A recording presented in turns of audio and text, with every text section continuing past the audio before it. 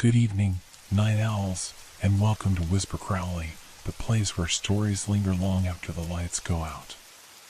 Tonight, we prepared chilling tales paired with the soothing sound of rain to ignite your imagination and make your heart race. If you feel the cold creeping in, tap that like button. It helps keep the shadows alive. Tell us in the comments where you're listening from or share the scariest moment that sent shivers down your spine. Don't forget to subscribe. You wouldn't want to miss what lurks in the darkness ahead. It started with a question. A simple one at first. The kind that you ask without thinking, like something that floats through your mind without meaning to cause you any worry. But, for me, that question would change everything. Where's the door to the bedroom? I don't know why I asked it, or even how I realized it was missing. I had been living in that apartment for months, and I was certain that the door had always been there. Yet, as I stood in the hallway, staring at the blank space where it used to be, something felt off. Something was wrong. It wasn't just the absence of the door. It was the quiet. I had been hearing things for a while. Little noises that I couldn't explain. At first, I thought it was the building settling. Old apartments always make those sounds. But this was different. This was too deliberate. Too rhythmic. I had been waking up in the middle of the night to the sound of faint scratching, or maybe tapping, on the other side of the wall. But the strange part was, there was no wall there. No door. I glanced around the hallway, trying to make sense of what I was seeing. The apartment complex had always been old, but now it felt off. The air was thicker somehow, the shadows darker. It was the kind of place where the familiar suddenly became foreign, and I started to wonder if it was just me, if I was just imagining things. But then, I did what anyone would do when something doesn't seem right. I called a professional. I didn't know what kind of professional to call for something like this, but I found a handyman who claimed to fix anything, and he showed up quickly.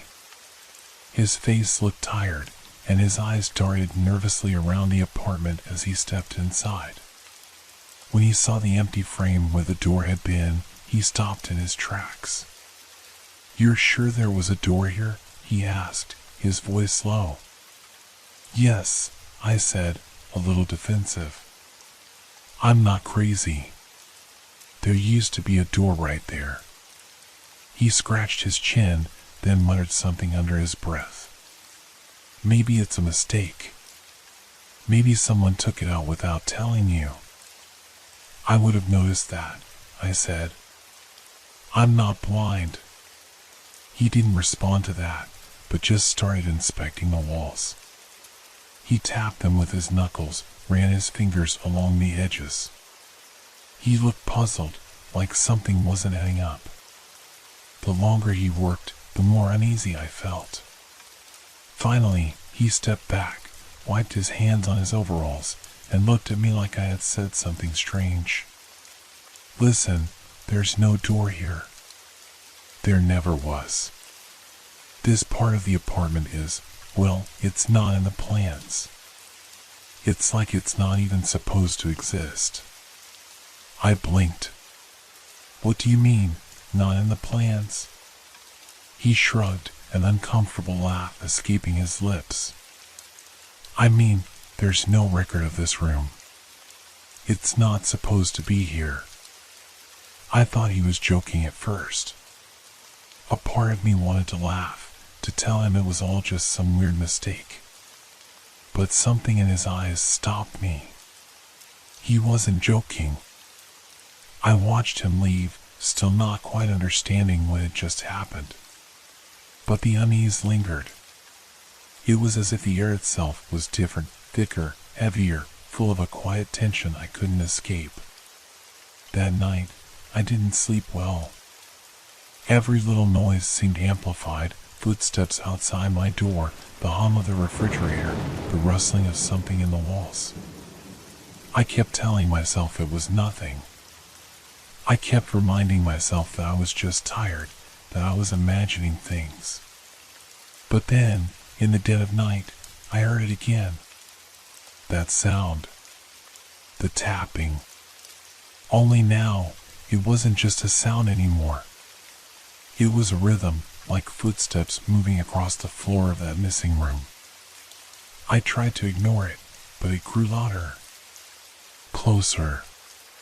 It sounded like someone was walking in the room where the door should have been. The thought hit me like a wave of cold water. Someone was in my apartment. But there was no door to the room. No way in. I didn't know what to do. I didn't know where to turn. But I had to find out what was going on. The tapping was becoming more distinct.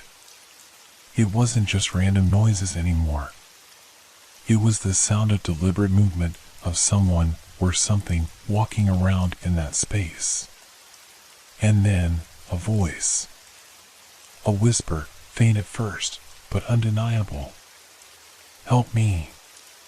It came from the space where the door should have been. That was the moment I realized that something in my apartment had changed. And not just the missing door. Something had shifted in the very fabric of reality, and I was stuck in the middle of it. I wasn't alone in the apartment anymore. And whatever it wasn't human. I tried to rationalize what had happened. I had to. It was the only thing that kept me from losing my mind. Maybe I was just exhausted. Maybe the stress of the move had caught up with me. I could almost hear my own voice whispering the excuses to myself, as if saying them aloud would make everything normal again. But deep down, I knew better. The tapping didn't stop. It only grew louder.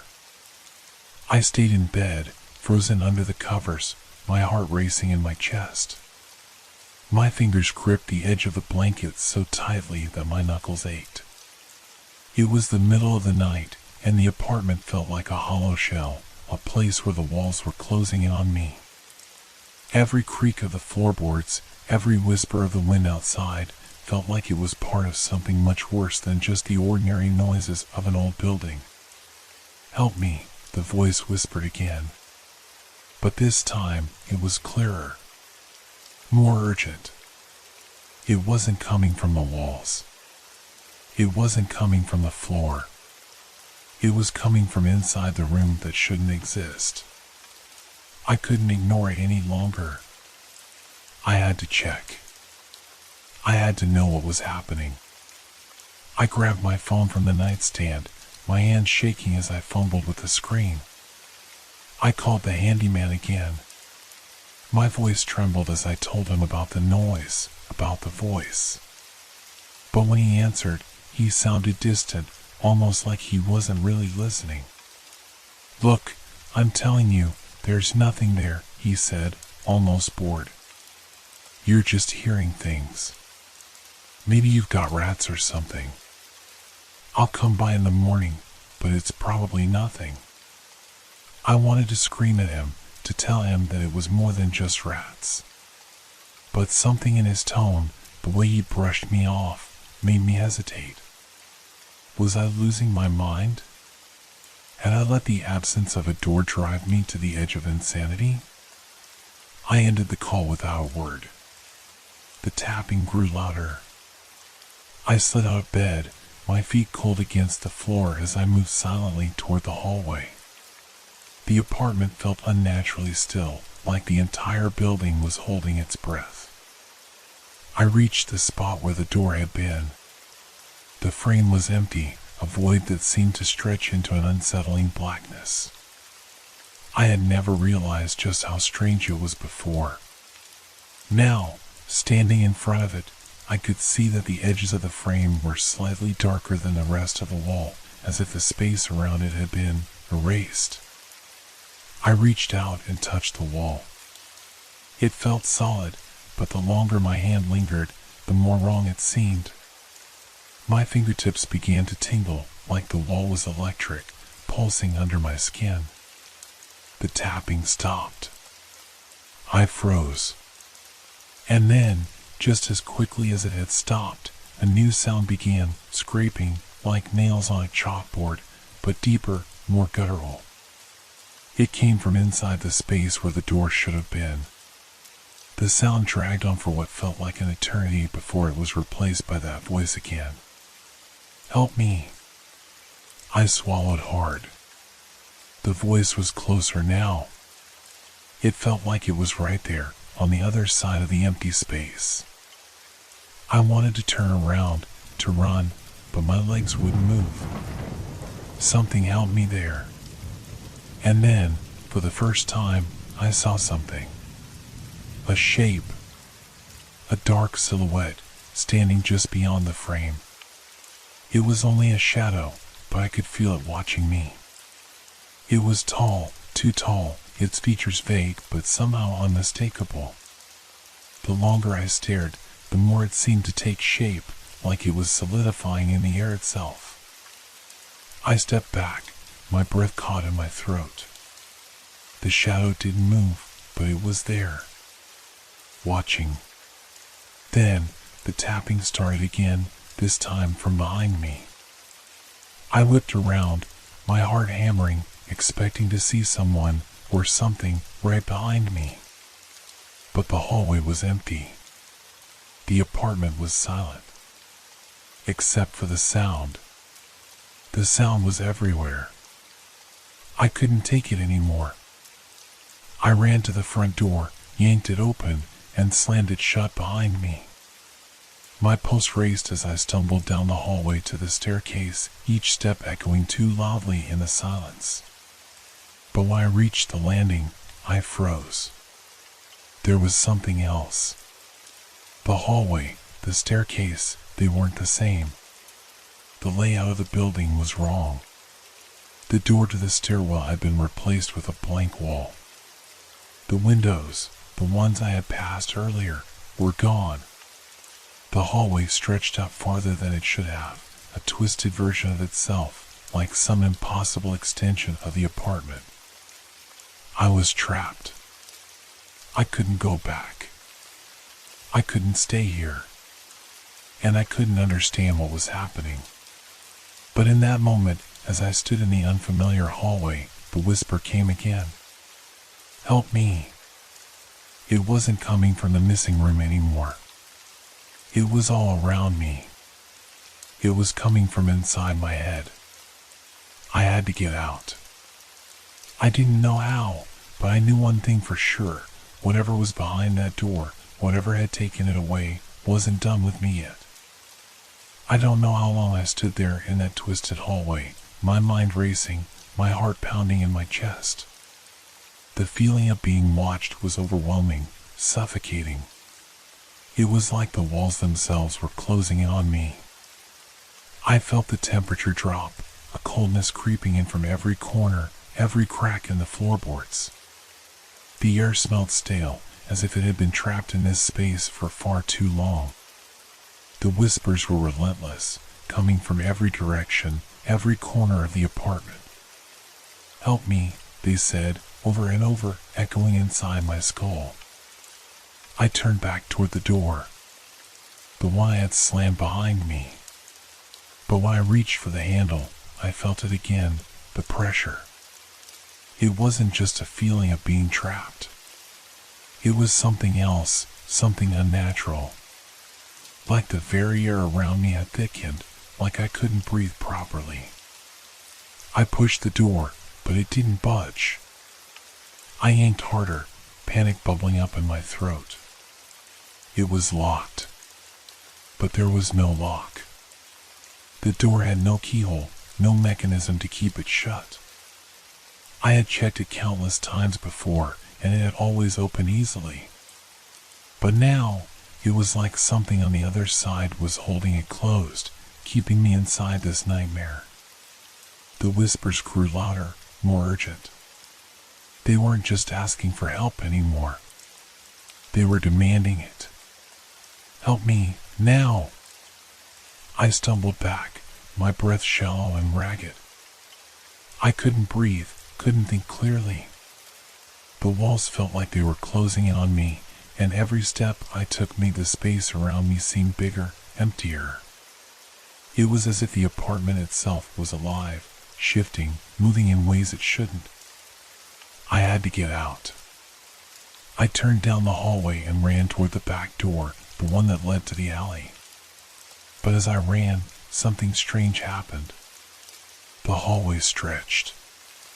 The distance between me and the door grew longer with every step I took. I couldn't understand it. The hallway I knew so well had transformed into something else. The light fixtures above me flickered like dying candles, casting long, distorted shadows that seemed to follow my every move. The walls seemed to breathe, expanding and contracting as though the apartment itself were alive. I stopped. I had lost track of time. I didn't know how long I had been running. I didn't even know if I was still in the same apartment anymore. The layout had changed. The familiar fixtures were gone, replaced with unfamiliar doors and windows that opened into nothingness. Help me. The voice was closer now. Too close. I spun around, but there was no one there. I felt it then, the cold hand on my shoulder. It was ice cold, too cold for any living thing. My skin prickled with a mixture of fear and disbelief. I was paralyzed. I couldn't turn to face it, couldn't breathe, couldn't scream. I felt the weight of something pressing down on me, something heavy and cold and ancient. And then, a figure stepped out from the darkness. It wasn't a person.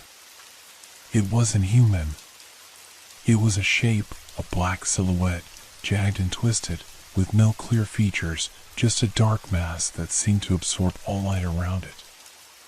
It was tall, too tall.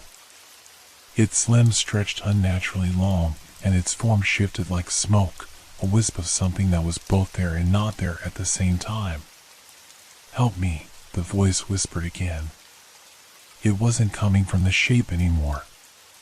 It was coming from inside my mind, a whisper that echoed through my skull, demanding my attention, dragging me deeper into the thing I could no longer escape. I tried to scream, to run, but I couldn't.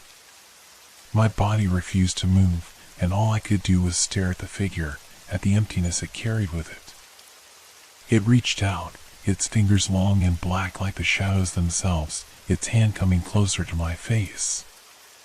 And then, the light flickered. For a brief second, everything stopped. The figure paused, its hand hovering just inches from my skin. The apartment, the hallway, everything, it all fell silent. For that one moment, the weight on my chest disappeared, and I could breathe again. But then the whisper came back. Louder. More frantic. Help me.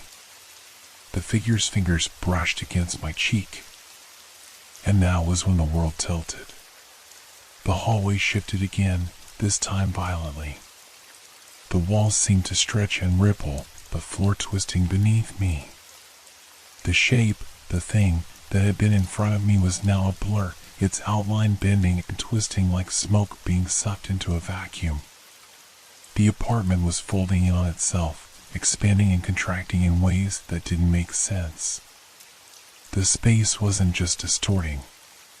It was disappearing. I stumbled backward, but there was no place to go. There was no escape. The door, the one that had been locked, suddenly appeared in front of me. The hallway had shrunk back into itself, and the space around me was compressed, as if the walls were closing in, suffocating me.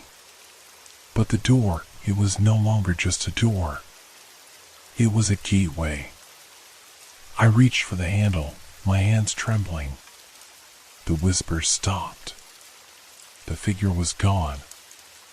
I opened the door and stepped into nothingness.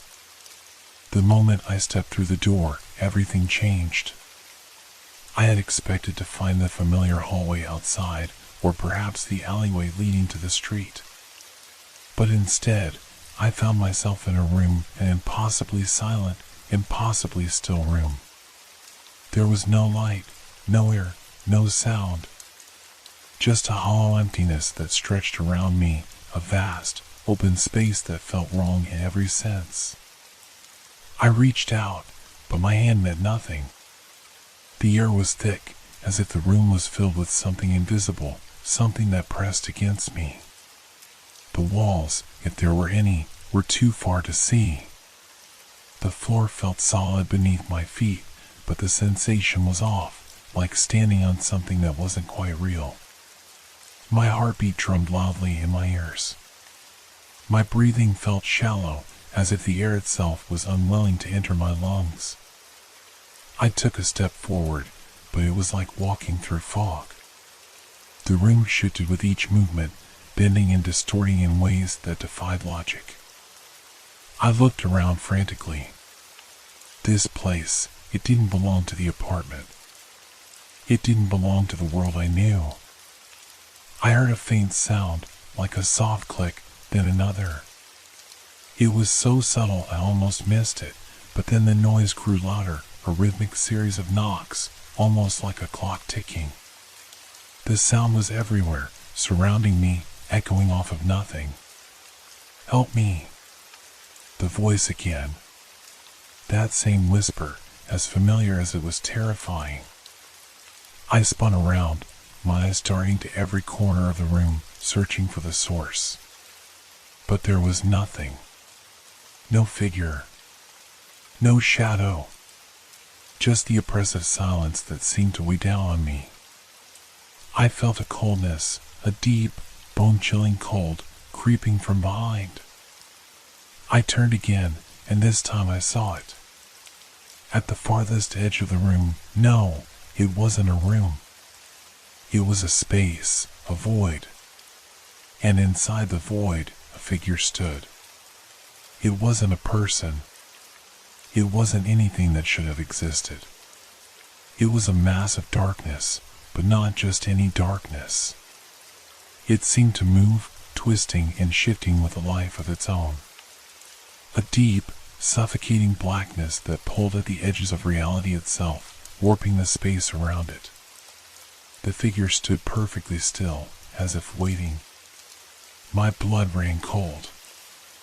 I could feel the presence pressing on me, wrapping around me. It wasn't the fear of being trapped. It wasn't the fear of being watched. It was something deeper. It was as if this entity, this presence, knew me, knew everything about me. And it was waiting for me. The knocking grew louder. "Help me." It wasn't a whisper anymore. It was a plea, an agonized cry. The voice reverberated through the space, rattling in my bones, shaking my very soul. I could feel it inside me, pulling at the edges of my mind.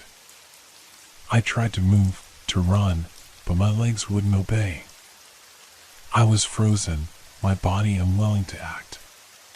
The figure stepped forward, its form still a blur of shifting shadows, stretching and distorting like a creature made of pure night. I wanted to scream, but the words wouldn't come. My throat was dry, the air thick with something suffocating.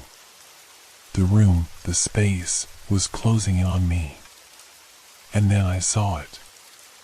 At first, it was just a flicker, a tiny spark in the darkness. But as I focused on it, it grew. A small light, like the faint glow of a dying candle, flickering in the distance. It was the only thing in this void that seemed real, that seemed alive. I took a step toward it, my feet moving despite the fear that paralyzed me. Each step felt heavier, like the space around me was pulling me back, holding me in place. The knocking was constant now, like a heartbeat, like the pounding of a drum in my head. The light grew closer, and as it did, I saw something else. The walls, if they were even walls, were beginning to take shape. Slowly, they solidified, revealing twisted, jagged forms that felt wrong, like something had been built here, but had been abandoned long ago. The edges of the room were bleeding into each other, merging into a shape I couldn't quite place. The floor was covered in something dark, something that resembled the shadow from the figure. And then, as I stepped closer to the light, I saw the door. The door that hadn't been there before. It was a heavy, dark wooden door, out of place in this strange, shifting space. But it was there. And I knew, with a horrible certainty, that it was the way out. I reached for the handle, my fingers trembling, my breath coming in sharp, shallow gasps. The knocking, the whispers, everything was drowning out my thoughts, drowning out my fear. I had to open it. I had to escape. And then, just as my fingers brushed the cold metal of the doorknob, the room shifted again. The figure was there, closer now, standing just behind me. I could feel its presence, its dark weight pressing down on me, but I couldn't turn around. I couldn't look. The light flickered once more. I opened the door. But when I stepped through, I didn't find the apartment. I didn't find anything familiar at all. I was outside. But it wasn't the alley I had known. It wasn't the world I had left behind. It was something else entirely.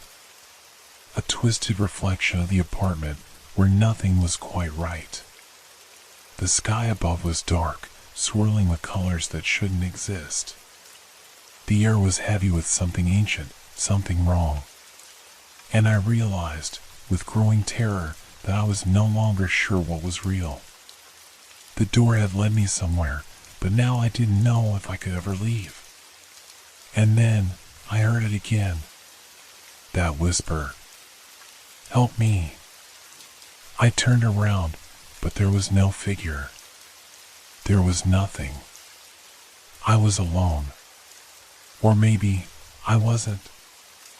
I don't know how long I stood there. Time had lost all meaning.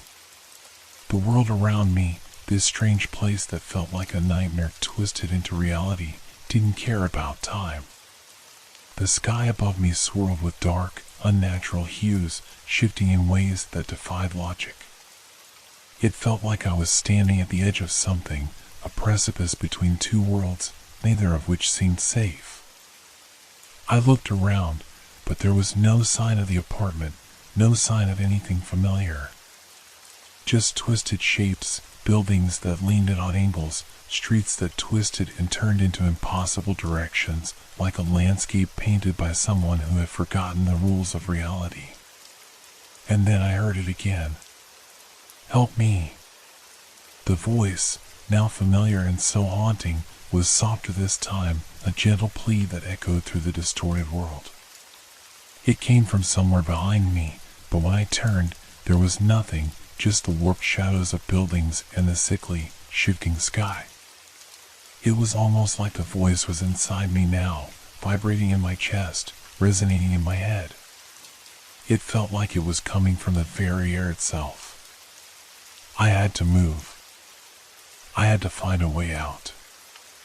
I started walking, but the ground beneath me felt unstable, like each step was a struggle against an unseen force. Every part of this place felt wrong, as though reality itself was bending and breaking under some unseen pressure. I didn't know where I was going, but something, some instinct, drove me forward. I had to find the door. The door that had brought me here, that I had left behind in the twisted room. It had to lead back. It had to lead home. But as I walked, I began to notice something. The world was changing. The buildings weren't just warped, they were alive. Their edges seemed to shift, their shadows twisting as I passed, reaching toward me like long fingers. The ground underfoot seemed to breathe, rippling like water, as if the world itself were watching me, waiting for me to make a mistake. I could hear the whispers everywhere now, coming from the walls, the ground, the air itself. There was no escaping them. They were in my mind, in my thoughts. Help me. I shook my head, trying to push the voice away, trying to focus. Suddenly, I stopped. Ahead of me, at the end of a twisted alley that didn't belong in any city I had ever known, I saw something. A shadow. No, a figure. A figure standing at the edge of a broken street, its form just like the thing I had seen before, the shape that had haunted me since the first time I heard its voice. It was standing still, but its presence was overwhelming, suffocating. It was as if it had been waiting for me. My heart stopped for a moment. Then it moved. It glided forward, moving with a fluidity that shouldn't have been possible. The figure wasn't a person, but something much darker, something that wasn't supposed to exist in this world. Its long limbs stretched toward me, and its face, if it could even be called that, was just a void, an empty blackness that absorbed all the light around it. Help me. The voice came again, clearer now, no longer a whisper. It was pleading, begging. I tried to move, but my legs wouldn't obey. My body was frozen in place, held by an unseen force. I could feel the cold, an icy chill creeping into my bones as the figure drew closer.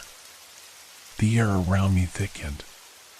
The ground beneath me began to tremble, as if the world itself was breaking apart.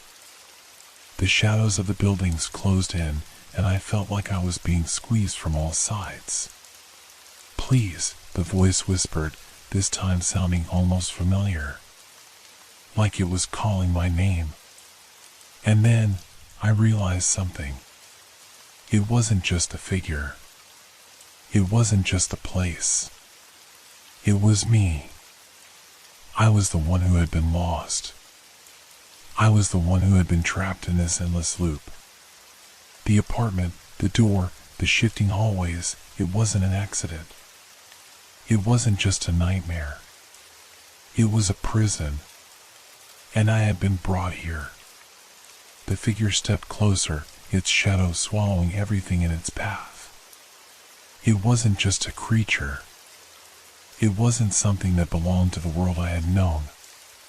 It was something from beyond, something older than anything I could comprehend. I could feel it now.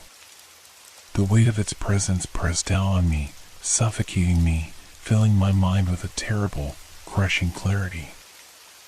I had opened the door. And now, there was no going back.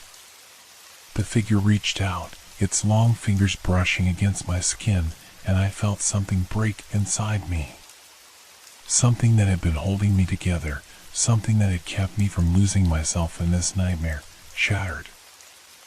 I felt my mind unraveling, the threads of my reality snapping apart, as if I were losing everything that had ever been real. And then, the door appeared. It wasn't the one I had seen before.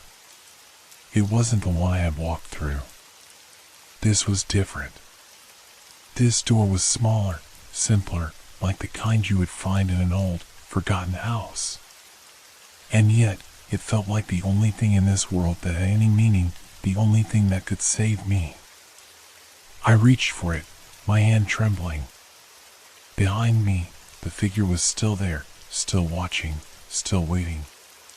The door opened, and I stepped through. I don't know how long it's been since I left. Since I found the door and walked through it. I don't know if I'm even still in the same place anymore. All I know is that I'm back in my apartment. But nothing is the same. The walls are the same, the furniture, the small details that make it feel like home. But something's wrong. The apartment feels too quiet. Too still. And every time I close my eyes, I hear the whispers. I feel the presence, that cold weight pressing down on me. The door is gone, but the space is still there. And I know, deep down, that I can never escape. Not truly. Not ever.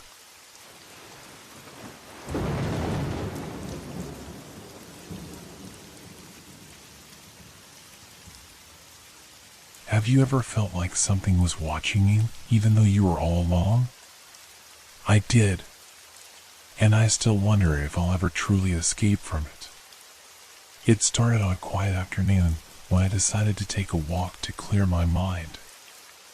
I had been feeling restless for days, like something was missing from my routine.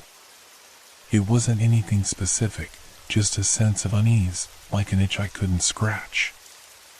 I needed to escape the noise of the city, so I took a path through the woods behind my house, hoping the silence would soothe me. The trees were thick and the air smelled of damp earth. The sun filtered through the leaves in soft, broken beams. I followed a narrow trail that wound deeper into the woods, a place I had wandered many times before. But today, something felt different. It wasn't long before I came across something unexpected, an old building hidden among the trees. It stood there, half obscured by vines and overgrowth, as though it had been forgotten by time itself. I stopped in my tracks, my heart skipping a beat. It was an old school. I could make out the faint outlines of a sign above the door, but the letters were barely legible, worn away by years of neglect. At first, I was curious. Who would have thought there was an abandoned school so deep in the woods? I had no memory of it from when I was younger, no stories about it from anyone I knew. The front door was closed, but not locked. As I pushed it open, a creak echoed through the air, and I stepped inside. The smell of musty wood and stale air hit me instantly. The hallway stretched out before me, dimly lit by light filtering through broken windows. I hesitated. Something about the place felt off. The silence was overwhelming. It was the kind of silence that made you feel like you weren't alone, even if there was no one around. But I pushed the feeling aside. After all, it was just an old building. Nothing to be afraid of. I walked further in, my footsteps muffled by the thick layer of dust on the floor. The walls were covered in peeling paint, and the air seemed thick with the weight of forgotten memories. There was an eerie stillness to the place, a sense of abandonment that seemed to seep into my bones. But then, I heard it. A faint sound, barely audible at first, but unmistakable. The sound of children's voices, distant but clear. Laughter. Shouting. Footsteps. It was as though a class was in session, as though the school was alive again. I froze. My heart began to race. I stepped back, my eyes darting around the hallway. There were no signs of life. No teachers, no students. The building was empty. But the sounds, they were growing louder, more distinct, as if they were coming from somewhere deeper within the school.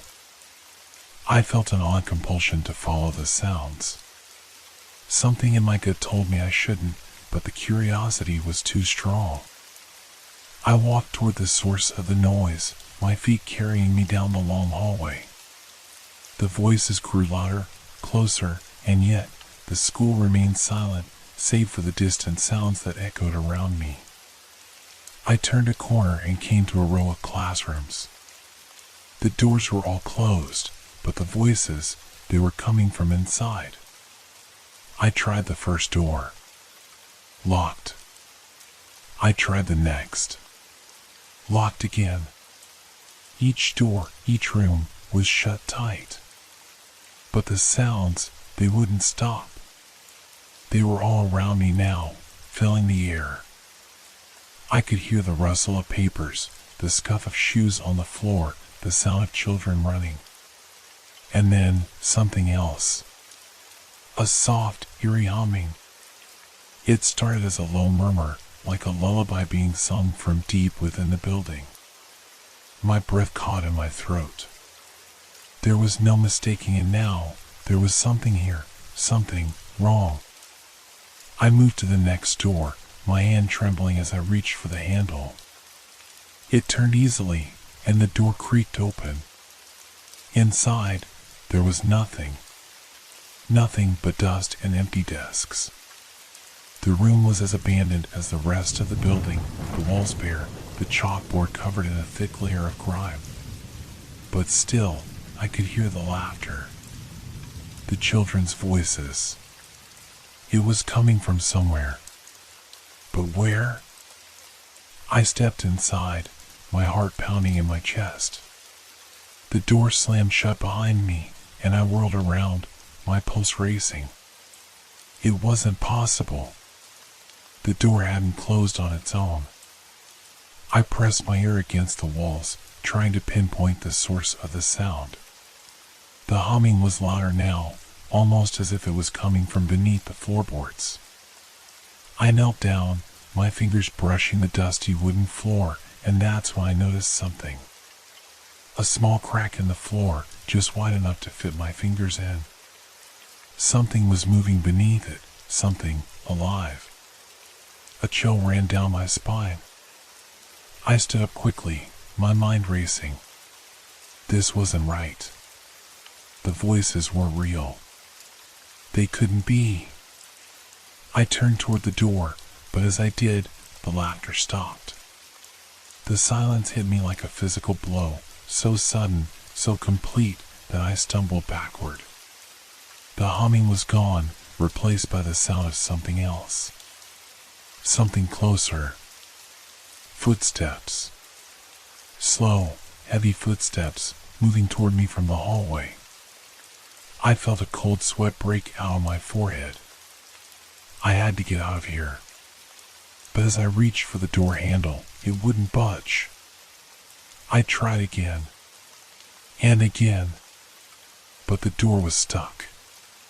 The footsteps grew louder, closer. I could hear them now, right outside the room, just on the other side of the door. The air grew colder, and then the door swung open. But there was no one there. Just the empty hallway. The voices were gone. The footsteps had stopped. The humming was silenced.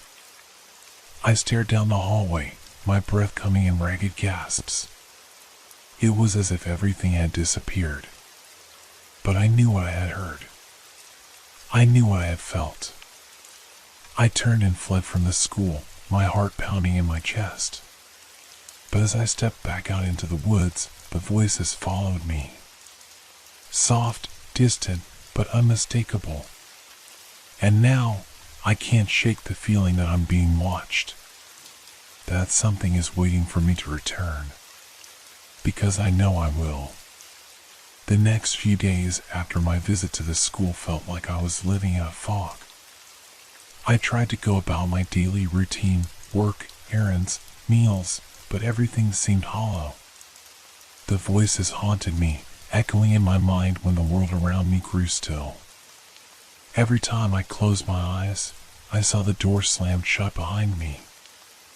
I felt something watching me, just beyond my reach, always there, but never visible.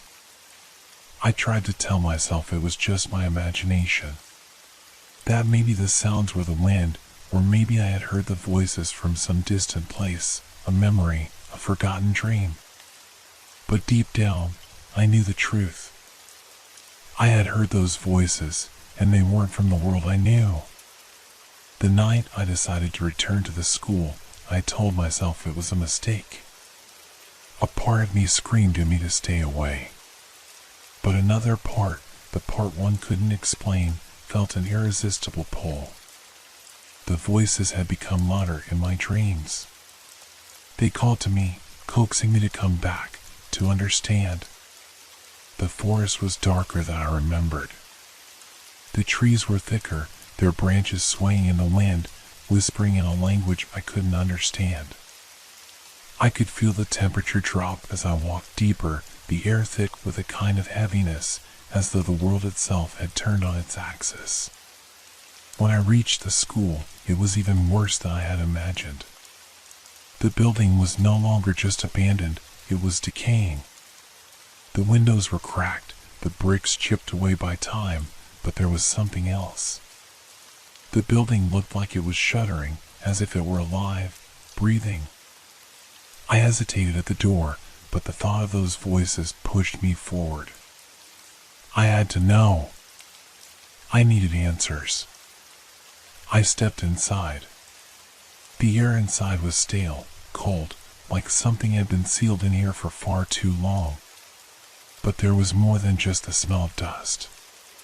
The air felt thick, as if it were pressing down on me, weighing me down with every step I took. I walked down the hallway again, feeling that familiar sense of unease creep into my chest. But the voices were gone. There was no laughter, no footsteps, no humming. Only silence. A silence so profound, so deep, that it seemed to swallow me whole. I made my way back to the classrooms, feeling the echoes of my footsteps bounce off the walls, but there was something different now. The silence didn't feel like emptiness, it felt alive. I reached the first door I had tried before, the one that had been locked, and it was slightly ajar. I pushed it open cautiously. The room looked the same as it had before, empty, desolate. The desks were covered in dust, the windows shattered. But then I saw it. On the chalkboard, faint, almost invisible, was a message. We never left.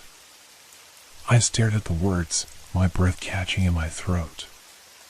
The handwriting was uneven, the letters crooked, like they had been scratched into the board by something desperate, something terrified. I stepped back, the hair on the back of my neck standing on end. I should have left then. But I didn't. Something held me there, pulling me forward. I stepped into the room, my mind racing. The door slammed shut behind me with a force that made me jump. I tried to open it again, but it was locked. It was locked from the inside. I heard a sound, a faint scraping noise. It came from beneath the floorboards. I knelt down, my hands trembling as I touched the wooden floor.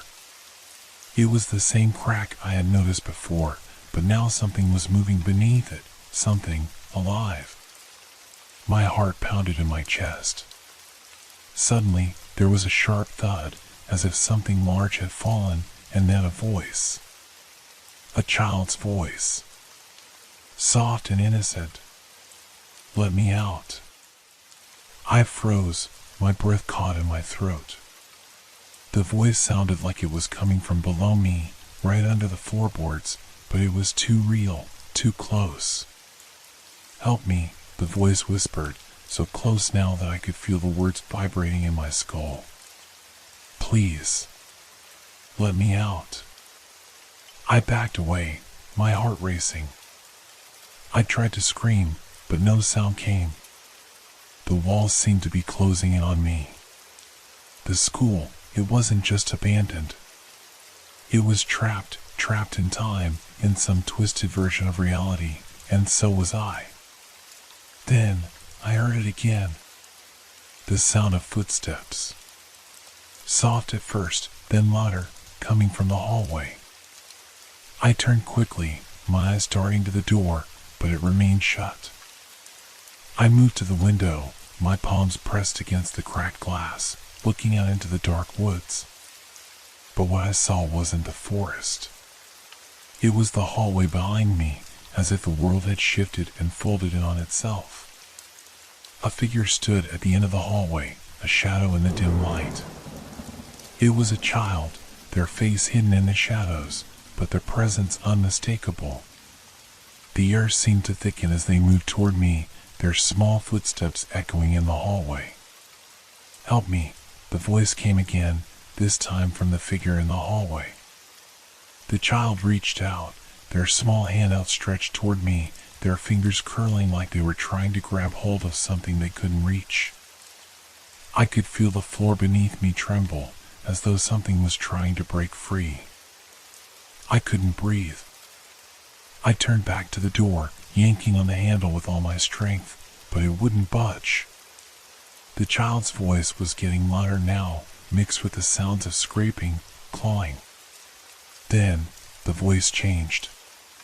It was no longer a child's voice. It was deeper, darker. You can't leave. The words vibrated through my body, and I felt a cold, suffocating presence envelop me. My heart raced, and I stumbled back, collapsing to the floor. I could hear them, the whispers, growing louder, crawling inside my head. You shouldn't have come back. And just like that, the floor cracked open beneath me. The darkness reached out, pulling me into it. I woke with a jolt, my breath ragged and shallow, my heart thundering in my chest. My body was cold, damp with sweat, but when I opened my eyes, I realized I wasn't where I thought I was. The school. I was back in the same hallway, standing in the same place I had been moments before. But something was different. The walls around me seemed to pulse, as if they were alive, breathing in and out, shifting with each breath I took. The air was thick, heavy with the smell of old wood and something else, something wrong. I staggered to my feet, my mind foggy, disoriented. How had I ended up back here? I had felt the darkness pull me under, the ground had cracked, and yet here I was, as if no time had passed at all. But the silence was gone. The voices were back. Distant at first, but then closer.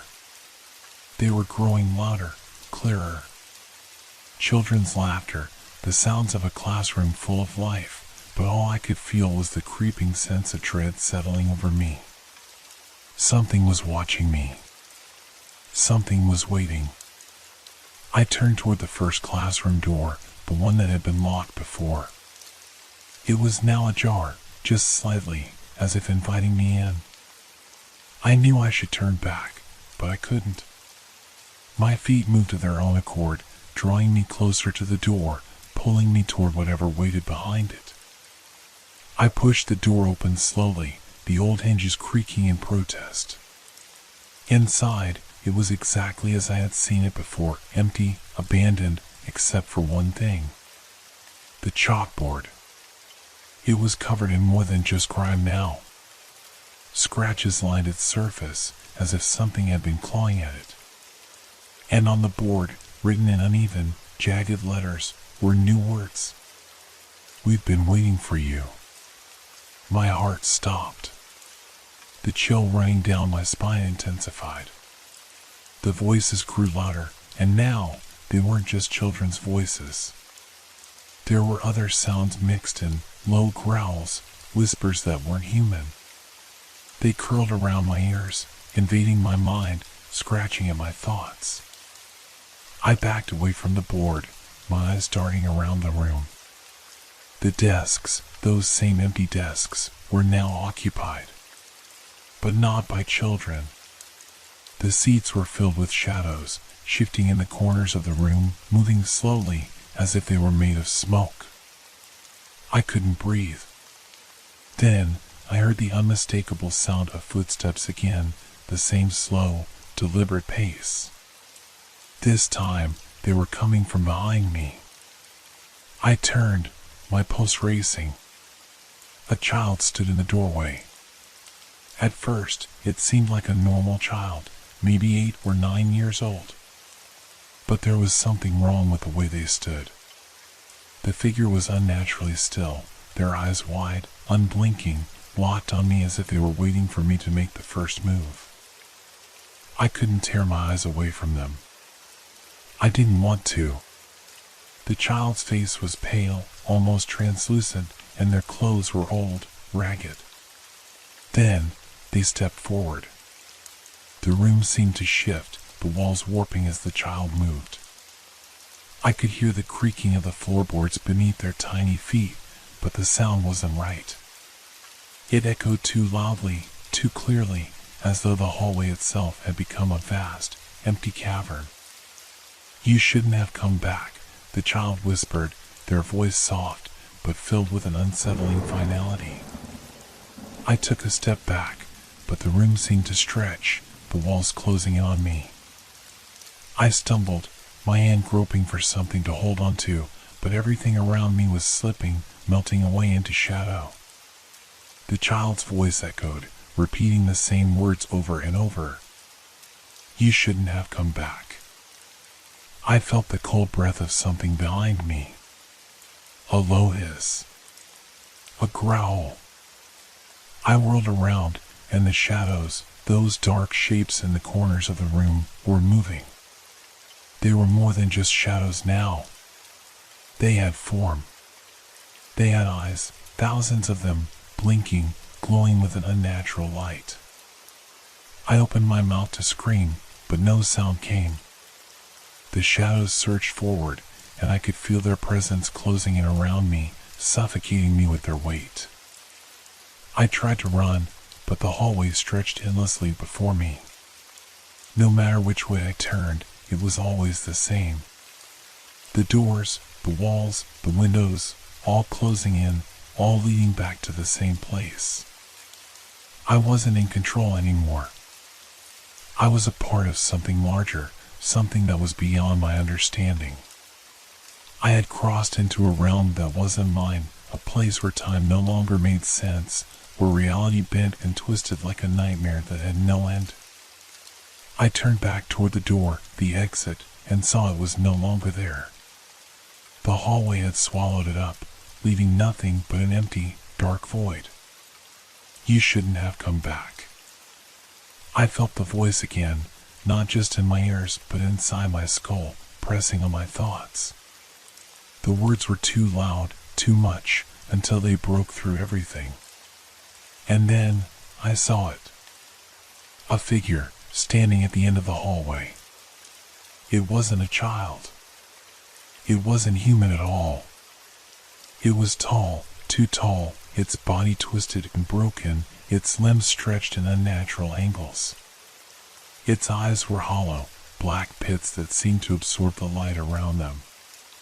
And as it moved, I could feel the world shifting with it, reality warping and crumbling. I didn't want to look at it. I knew I couldn't escape. It was the thing that had been waiting for me, the thing that had been pulling me deeper into this nightmare. It was too late. I felt my legs give way beneath me, my body collapsing to the cold, unforgiving floor. The shadows pressed in from every direction, the darkness closing in around me. The figure loomed closer, its eyes locked on mine. And then, everything went silent. The voices, the whispers, the footsteps, all stopped. For a moment, there was nothing but the oppressive silence, and I could feel it pressing on me, pushing me deeper into the blackness. But then, I felt something. A cold, slimy hand brushing my shoulder. The coldness spread through my skin, through my bones, like I was being touched by the very essence of the dark thing in the hallway. It wasn't just touching me. It was inside me. "We've been waiting." And with those words, I understood. I was never meant to leave. And now, neither would they. The silence didn't last.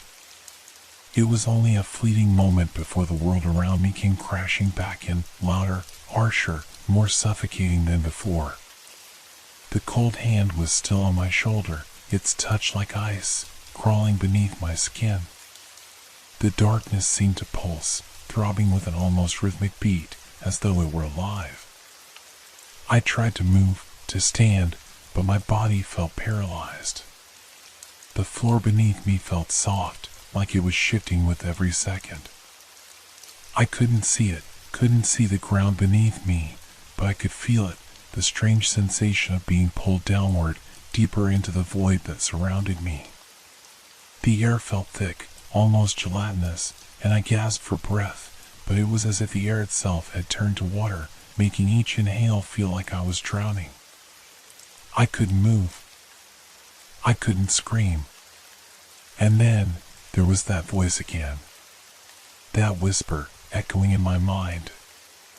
We've been waiting for you. It was a chorus now, many voices, all speaking in unison. The sound of children, yes, but also something older, darker. The voices were everywhere. They were inside my head, crawling along my spine, twisting in my chest. It was as if the voices weren't coming from the room anymore. They were coming from the very air itself, from the walls, from the very fibers of my being. I closed my eyes, squeezing them tight, trying to block it out. But the darkness was too powerful. It had consumed me, pulling me into its depths, where reality no longer existed. It wasn't just a place. It was a presence. I tried to call out, but my throat was dry, cracked. I couldn't find my voice. The figures were all around me now, shadows stretching and distorting, their forms shifting at unnatural angles, crawling along the walls and floor. They weren't just shadows anymore. They were people, or at least they used to be. Faces twisted in grotesque smiles, their eyes empty, hollow. I could feel their eyes on me, even though I couldn't see their faces clearly. "You belong here now," one of them whispered. I felt my body tremble. It was like they were feeding on my fear, growing stronger with each passing second. I tried to move, but I was still trapped. The more I struggled, the stronger the pull became. The hallway stretched out before me again, an endless void, the walls bending and warping like they had no shape, no meaning. The further I tried to move down the corridor, the further it seemed to stretch, as if the school itself were alive, shifting and bending around me. And then, there it was, the door. The same door that had once been locked. The one that had seemed to disappear when I needed it most. But now it stood open. I moved toward it, my legs unsteady, my mind reeling. I could feel the weight of the shadows behind me, pressing in closer. The voices were louder, more urgent now. "Come back. Don't leave." But I couldn't stay. I couldn't remain here in this place any longer. Something deep inside me screamed for escape. I reached for the door. As soon as my hand touched the cold, rusted doorknob, everything stopped. The shadows fell away. The voices vanished, leaving only a silence so profound that it seemed to swallow every sound in existence. The air no longer felt thick, it felt empty, hollow, as if the very atmosphere had been sucked out of the room. For a moment, I thought I had escaped, that I had somehow broken free. But when I looked up, I was no longer in the hallway. I was back in the classroom. The same one, with the chalkboard that still carried the haunting message, "We've been waiting for you." I stepped backward, panic rising in my chest. But the door, the one I had just touched, was gone. There was no escape. No way out. The room felt even smaller now, the walls pressing in like they were closing around me. And then, I heard it again. The footsteps. Slow. Measured. They were coming closer. I turned to face the source of the sound, my heart slamming against my ribs, my breath coming in sharp gasps. The figure appeared in the doorway. The same child from before. But this time, it wasn't a child anymore. It was something worse. Its face was no longer a pale, innocent mask. It had twisted into something monstrous, a grotesque mockery of human form. Its eyes were black pits, empty, with no soul inside. Its mouth was wide, far too wide, stretching unnaturally, revealing rows of jagged teeth that gleamed in the dim light. "You can never leave." The voice, no longer a child's whisper, was low and guttural, echoing through the room like a command. I backed away, my legs trembling, but the room had changed. There was no space left. The walls were closer now. The shadows had filled every inch of the room, crawling across the ceiling, sliding down the walls, consuming everything in their path. The figure stepped forward. I tried to run, but my body wouldn't obey. It was like the very air around me was holding me still, binding me in place. The floor beneath me felt soft again, and the room began to spin. I was no longer sure if I was standing or falling. The darkness had become all-encompassing, smothering, pulling me in deeper. And then, just as I thought I could bear it no longer, I heard something, a whisper, too soft at first to understand. But then it became clearer. "We've been waiting for you. You're one of us now." The voice echoed in my head, 1,000 voices blending into one. It wasn't a warning. It was a statement. The truth of the place, the truth of the school, the truth of the darkness I had stumbled into. I had never left. I had never escaped. And now, I never would. As the last trace of light flickered and died, I realized the school wasn't just a place. It was a prison. A place where the lost were kept, where the forgotten children, along with their tormentors, waited. Waiting for anyone foolish enough to step inside. And now, I was one of them. The world had become nothing but darkness and suffocating silence. I couldn't hear my own breath. My heartbeat was muffled, as though the very essence of sound had been drained from the air. Every sense seemed dulled, as if the darkness had stolen them away, leaving me with nothing but a hollow emptiness. I couldn't see, couldn't move, couldn't even feel the ground beneath me. But I was still here. The figure loomed in front of me, its unnatural eyes fixed on mine. I couldn't escape. My body felt weightless, as though I had no substance, no form.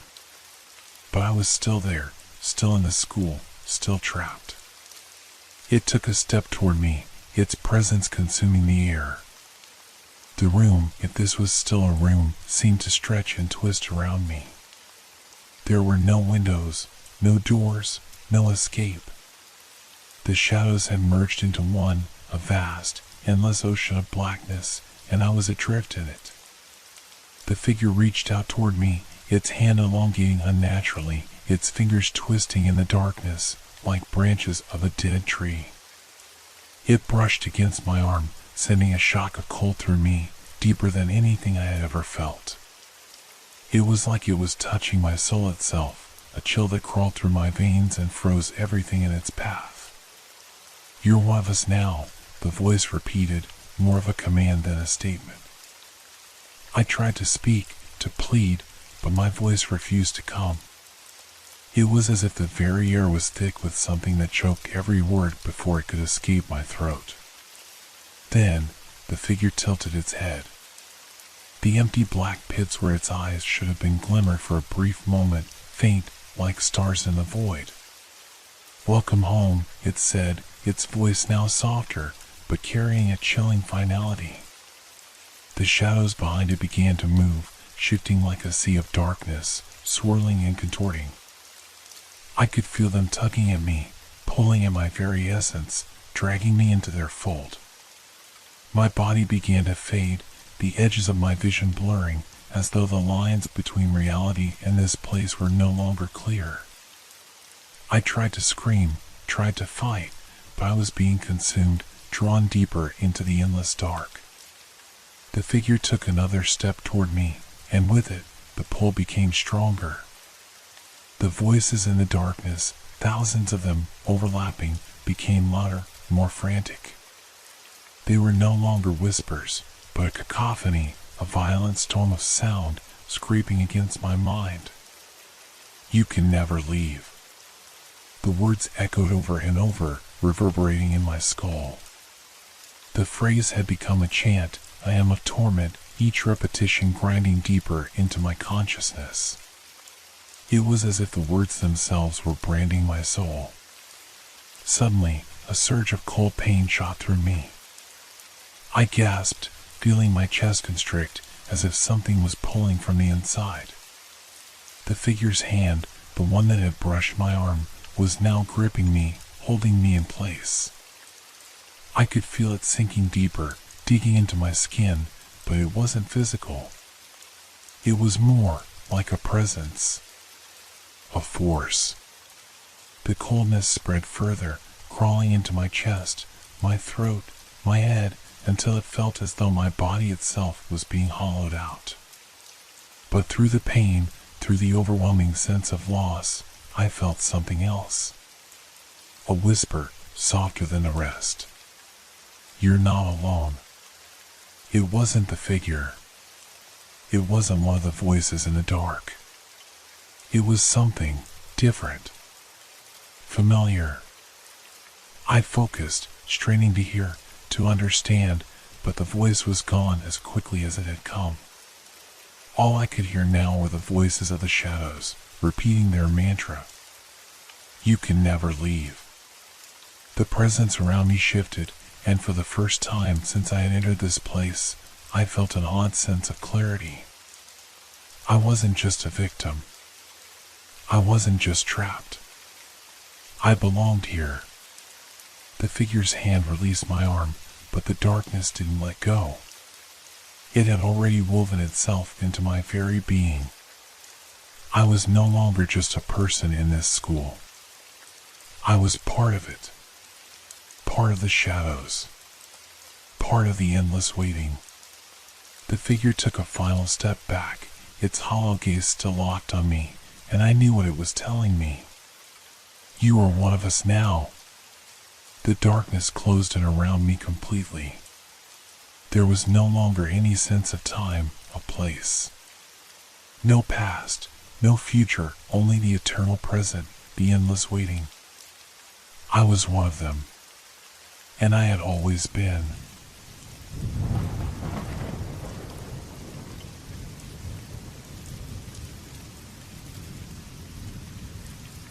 Have you ever had a feeling that something was wrong, even though you couldn't quite explain why?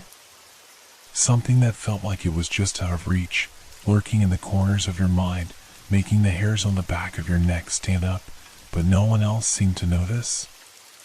It started off as a strange thought, like a fleeting glimpse of something in the corner of my eye. I'd be lying in bed, trying to drift off to sleep, when I'd catch a glimpse of something on the wall. It wasn't much, just a shadow, a small distortion in the wallpaper. At first, I chalked it up to the light. The street lights outside, the way they cast strange shapes through the curtains, nothing to be worried about. But then I noticed something else. Every time I glanced at it, the shadows seemed to shift, as if it were moving just slightly. It wasn't a trick of the light. I could feel it, in my gut, deep down. The way the shadows seemed to stretch, elongate, then pull back. It wasn't just a pattern on the wall anymore, it had become something more. I tried to ignore it, to tell myself that it was nothing. But that feeling of unease never went away.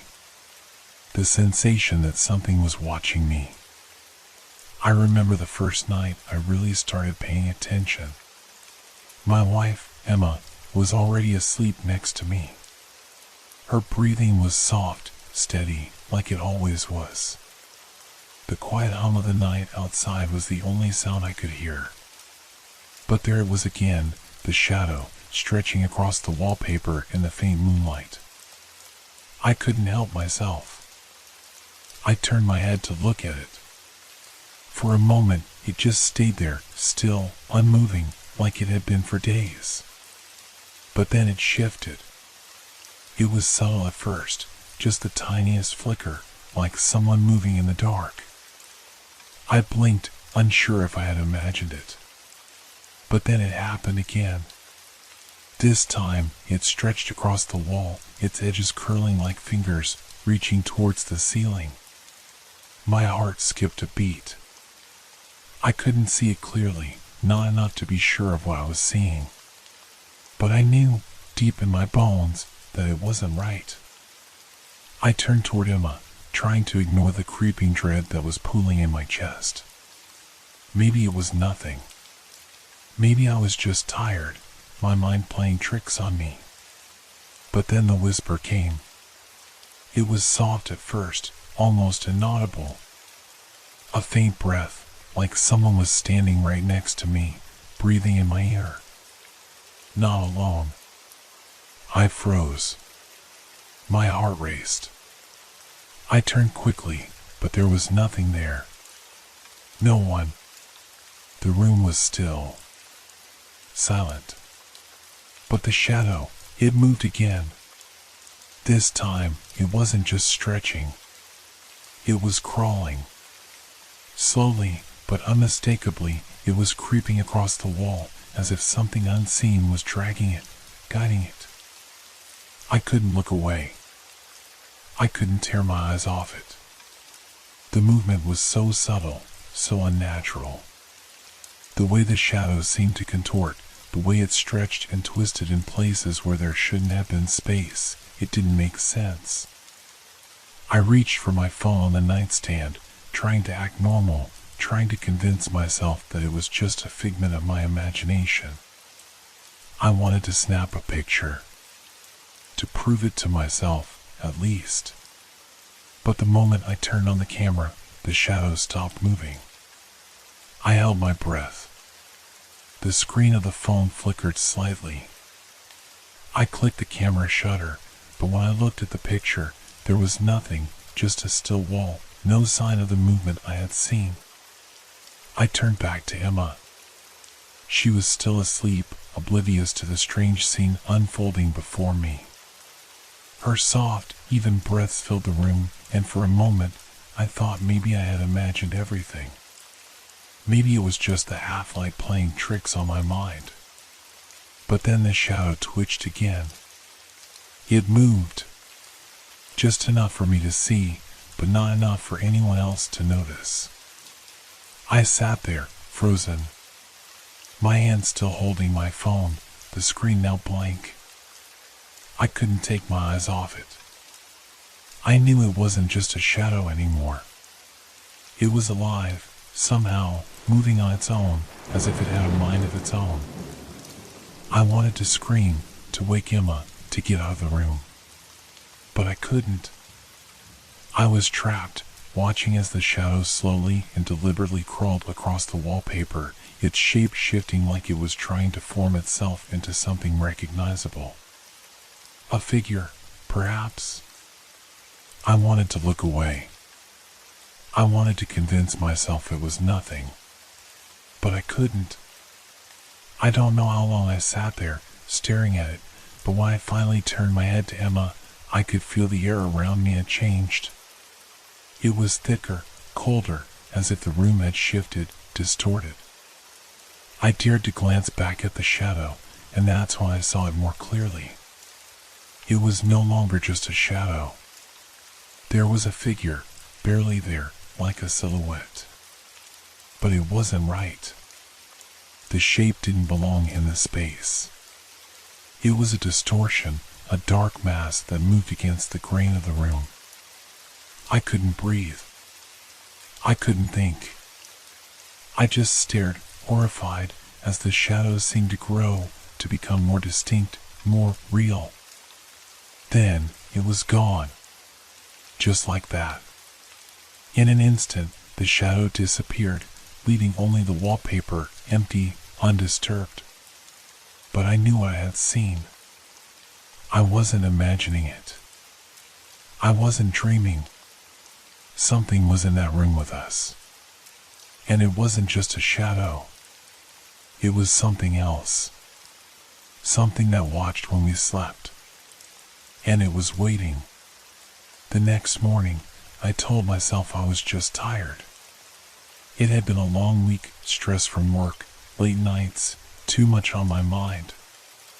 Maybe I had imagined it all. The shadow. The movement. the whisper. But deep down, I knew it wasn't a trick of the light. There was something in that room. Something that didn't belong. I couldn't shake the feeling of being watched. The hairs on the back of my neck prickled every time I glanced at the wall. I tried to focus on my routine, tried to ignore the unease that settled in my chest like a weight. Emma didn't notice anything. She never did, it seemed. She went about her day, completely unaware of the creeping terror that had taken hold of me. It's strange how something so unsettling can exist right next to you, and yet no one else can see it. I went to work as usual, but my mind wasn't on the tasks at hand. I kept replaying the events from last night over and over in my head. The shadow, the figure, the whispering voice that seemed to echo even in the silence of the morning. That evening, I came home to find Emma sitting on the couch, reading a book. Her usual smile greeted me when I walked through the door, but I couldn't return it. The air felt heavy, thick with something I couldn't name. "How was your day?" she asked, looking up from her book. "Same as always," I replied, trying to sound normal. "Did anything happen here today?" She shook her head, completely unaware of the tension in my voice. "No, just the usual. The neighbors were being loud earlier, but other than that, nothing to report." I didn't know how to tell her. How could I explain something like this? How could I say there's something wrong with the wall? She'd think I was crazy. I made a mental note to check the room again later. This time, I would be ready with my camera. I would get proof. I couldn't go on like this, doubting myself, questioning what I had seen. When night came, I tried to relax, but the anxiety gnawed at me. Emma fell asleep quickly, as she always did. Her breathing evened out, steady and soft, as I lay there in the dark, wide awake. The moonlight from the window cast faint beams across the room.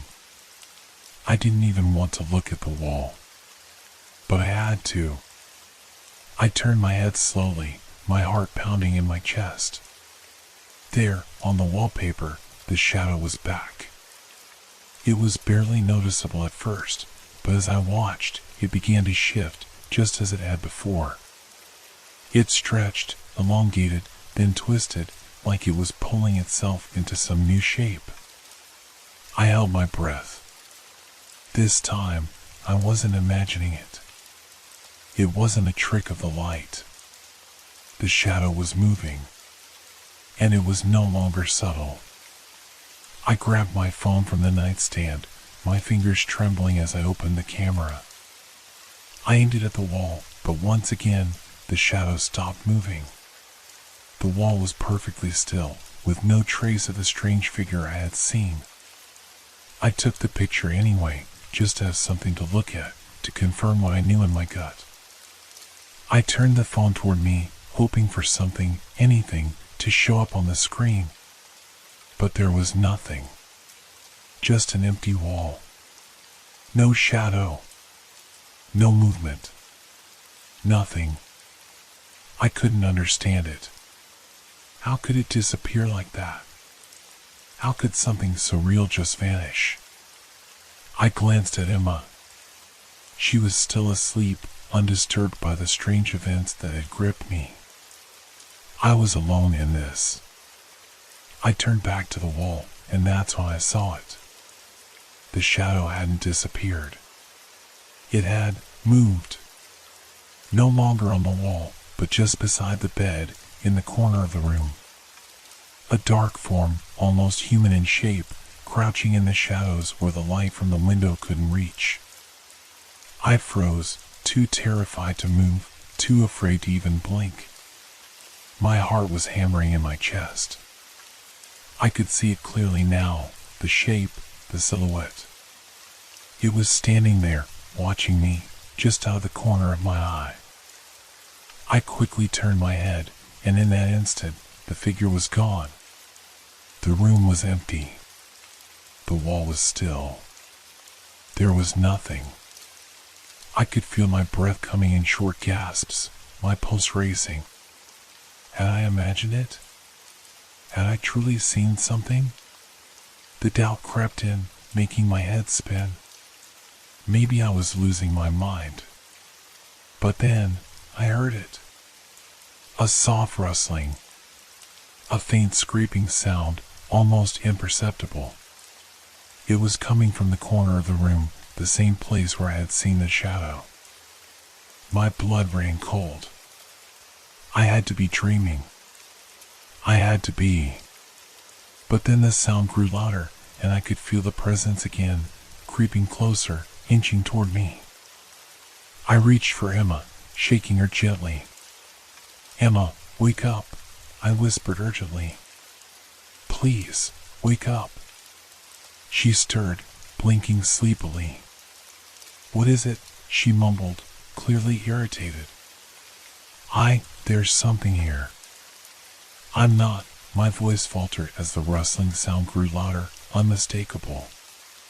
Something was moving, something was in the room with us. Emma's eyes fluttered open fully. She stared at me in confusion. "What are you talking about?" "There's nothing here." But I could feel it. I could feel the presence, the thing watching us, waiting. My breath caught in my throat as I turned my gaze back to the corner of the room. And then, I saw it again. A figure. A shadow. Taller than before. Its shape was clearer, more defined, like it was becoming real. I reached for my phone once more, but it slipped from my hand as the figure slowly moved toward the bed. I could see its outline now, tall, thin, and wrong. Something about it felt unnatural, like it didn't belong in this room, in this world. I opened my mouth to scream, but nothing came out. And then, just as quickly as it had appeared, the shadow was gone. The rustling stopped. The room was silent again. Emma was still staring at me, her face twisted in confusion. "What the hell is going on with you?" she asked. I didn't have an answer. I didn't know what to say. I wanted to tell her everything, but I was scared of what I had seen, scared of what might happen if I said the wrong thing. The shadow was still there, I knew it. Watching. Waiting. And I was beginning to realize something even worse. It wasn't leaving.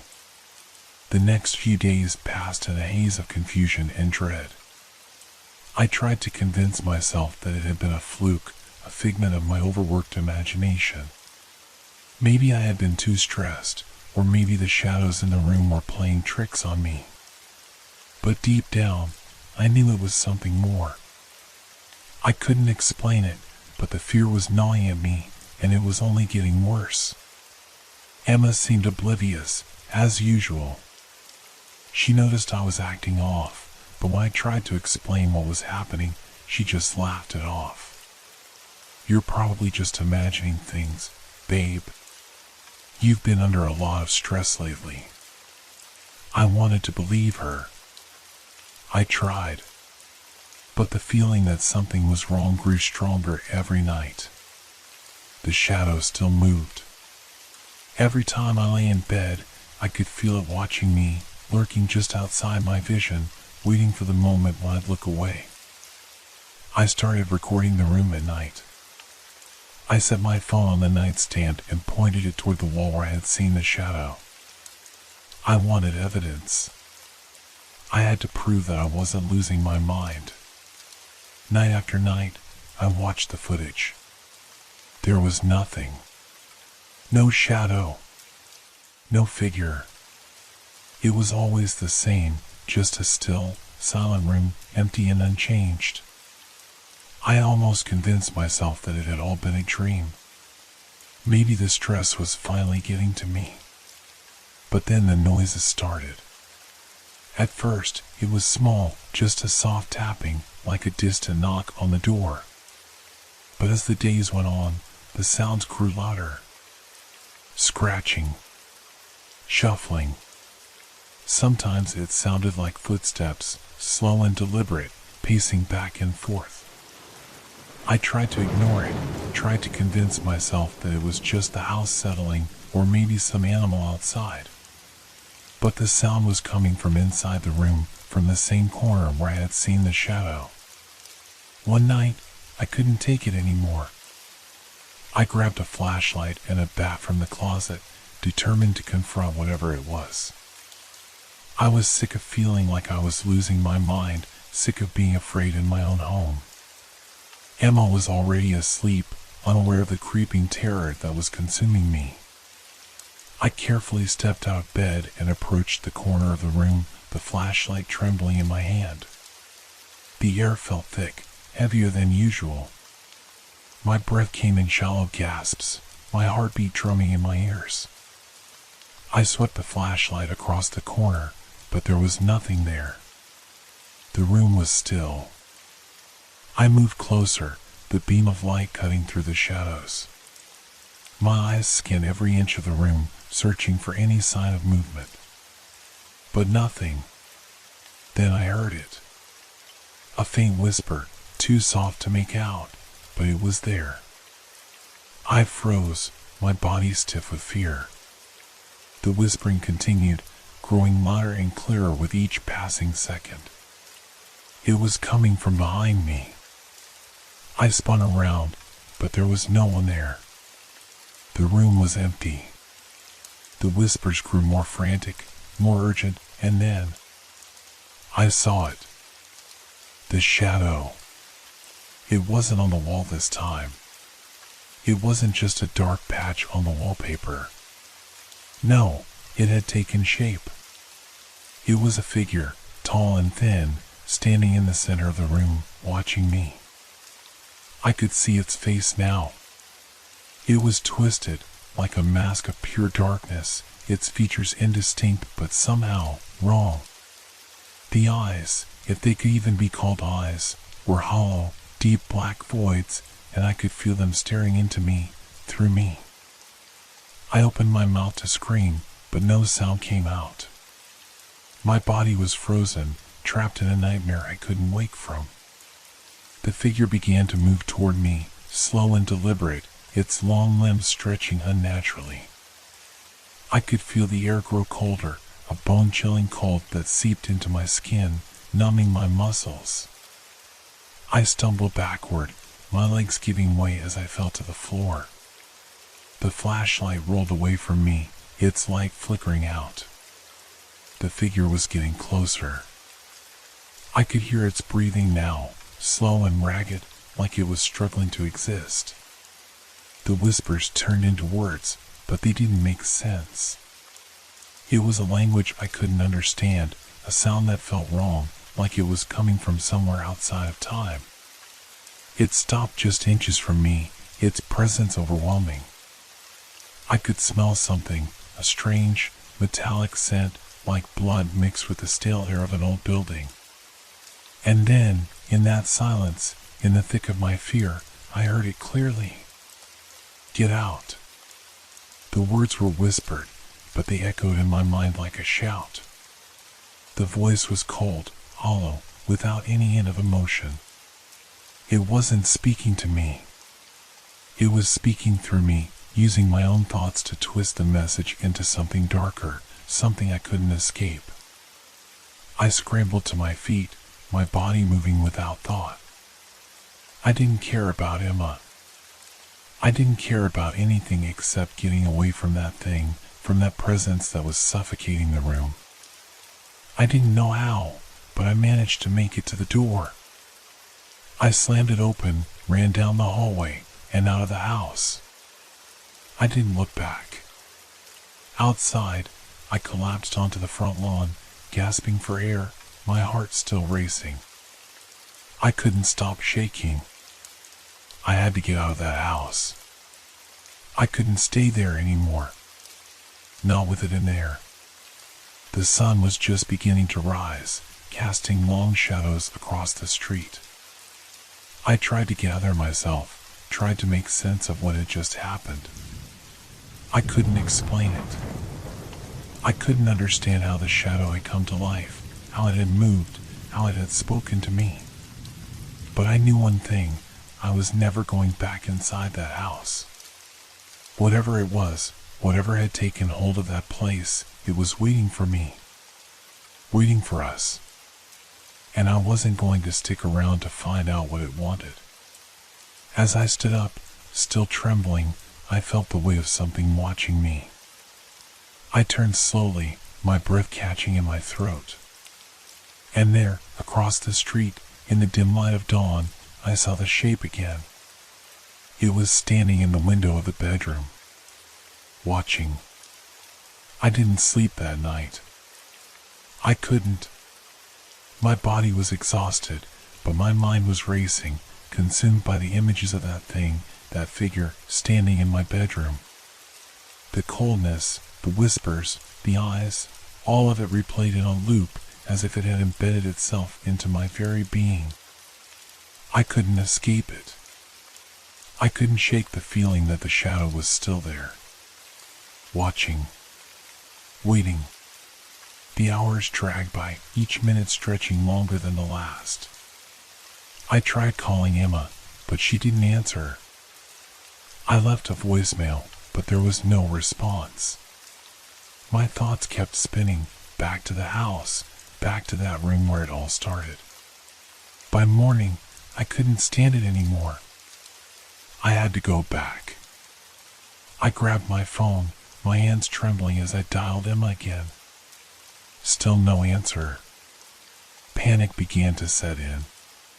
Where was she? Why wasn't she picking up? I tried to push it aside, tried to convince myself that I was just overreacting, that maybe she had just fallen asleep or had her phone off. But I knew deep down that something wasn't right. I pulled myself together, gathered what little courage I had left, and drove back to the house. The neighborhood looked the same, quiet and empty, as though nothing had changed. But everything felt different. The air was thick with tension, as if the house itself was holding its breath, waiting for me to return. I parked in front of the house, my heart pounding in my chest. It was the same house. The same windows. The same door I had slammed shut only hours before. But now, it felt like something else entirely. I took a deep breath and walked up to the front door. My hand hovered over the doorknob, but I couldn't bring myself to turn it. Every instinct in my body screamed at me to leave, to run far away and never look back. But I couldn't. I had to know. I had to understand what was happening. With a shaky breath, I opened the door. The house was quiet, eerily so.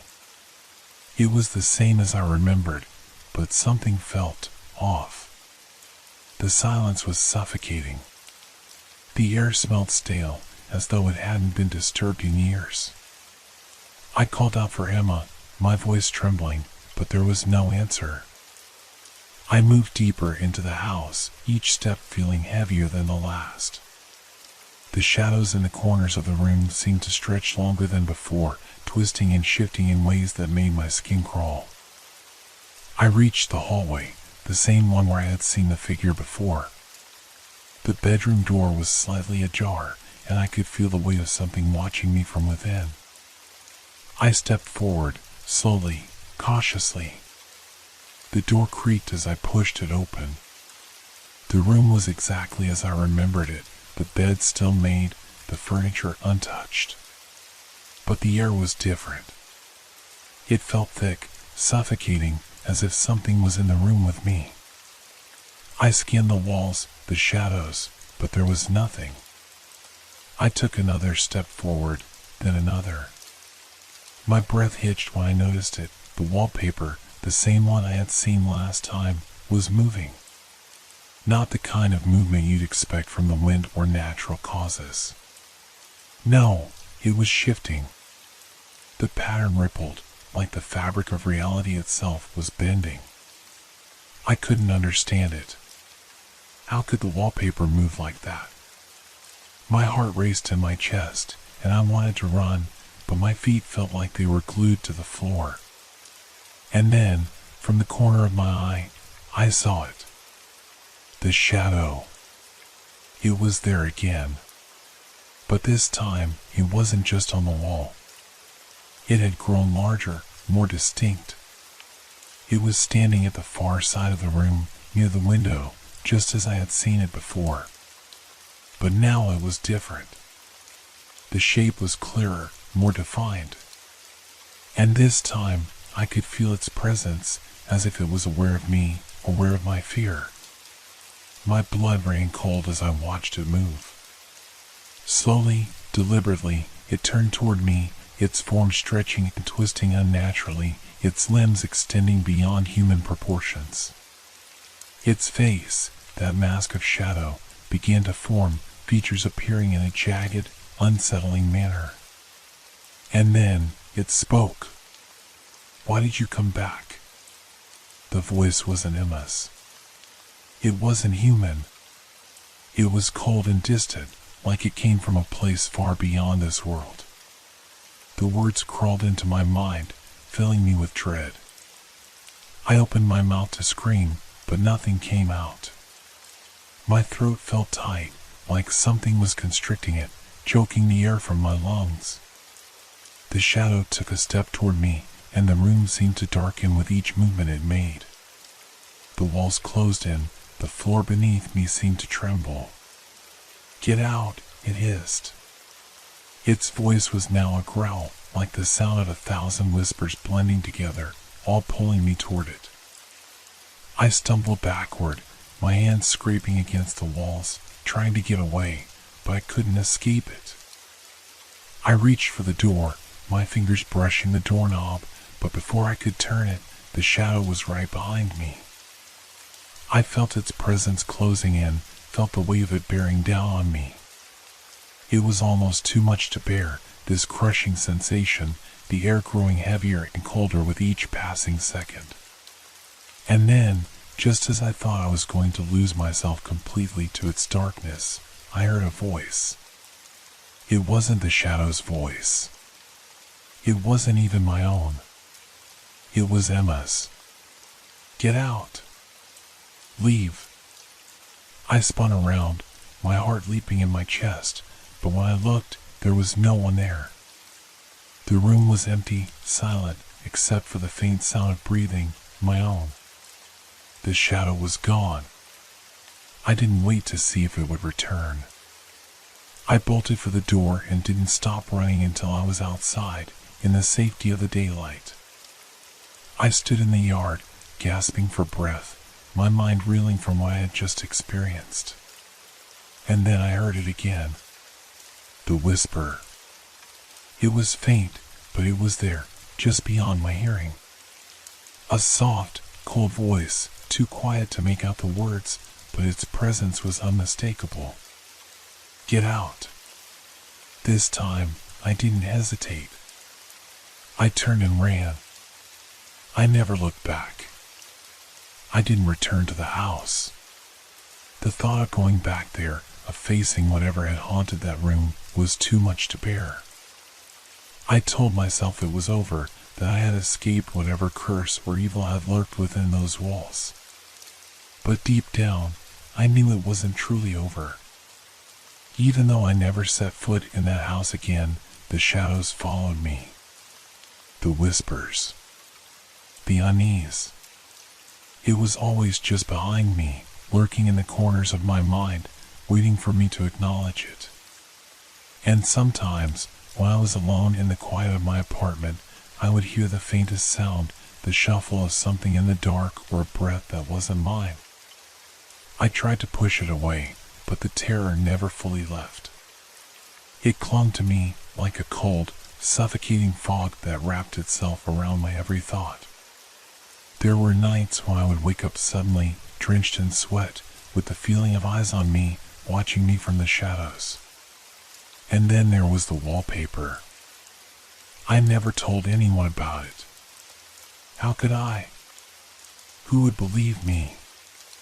How could I explain that the shadow, the figure I had seen in the room, had followed me not only in memory but in the fabric of reality itself? I kept it to myself, thinking maybe I had imagined it all, or that I had just been losing my mind. But as the days went on, things began to change. Subtle things. Strange things. One night, after a long day at work, I walked into my apartment, tired but relieved to be home. I dropped my bag on the floor, kicked off my shoes, and sank into the couch. The TV was off, the room bathed in the dim light from the street outside. I closed my eyes for just a moment, letting the exhaustion take over. When I opened them again, I froze. The wall in front of me, my living room wall, was covered in a pattern. Not a pattern I recognized, but something familiar in a way I couldn't explain.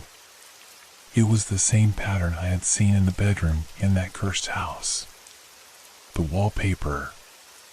The same swirling, distorted pattern that had shifted before in the shadows. I blinked, trying to make sense of what I was seeing. It couldn't be. It couldn't be happening again. I got up slowly, my legs unsteady as I approached the wall. I reached out to touch it, my fingers trembling as I brushed against the surface.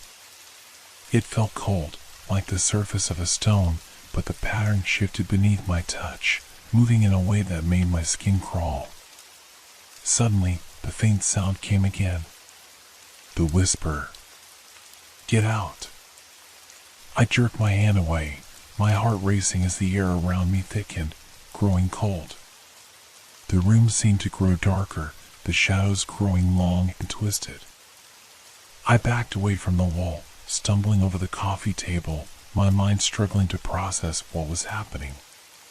The room was shifting, the wallpaper swirling, the same as the house, the same as the figure, as if the space itself was alive, changing, twisting, warping.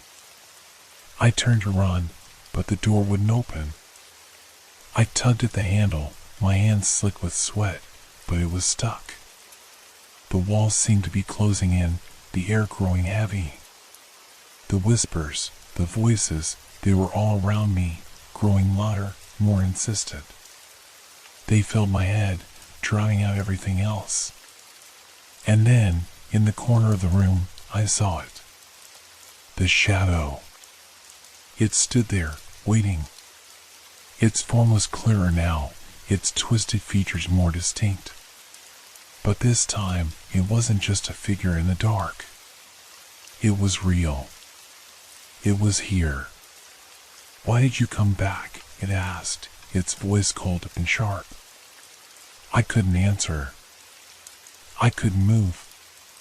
All I could do was watch as it slowly approached, its long limbs stretching and contorting unnaturally. Its eyes, those hollow, endless eyes, were locked onto mine. And then it spoke again, its voice growing louder, filling the room. "You can never leave." The walls seemed to crack, the air itself vibrating with an otherworldly force. The room began to collapse, warping and distorting, until it was no longer my apartment. It was the house. The same dark room. The same twisted walls. And the shadow was there, right in front of me. I stumbled backward, falling to the floor as the darkness closed in.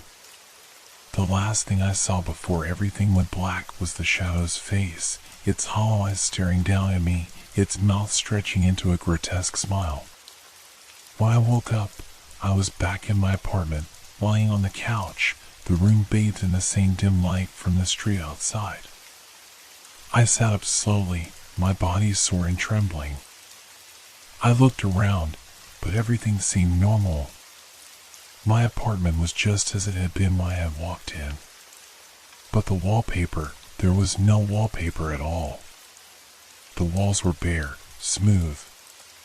There was nothing that could explain what had happened. I tried to shake it off, tried to convince myself it was just a nightmare. But deep down, I knew it wasn't. Whatever had followed me from that house, whatever force had been lurking in the shadows, was still here, still watching. The whisper came again, faint but unmistakable. Get out.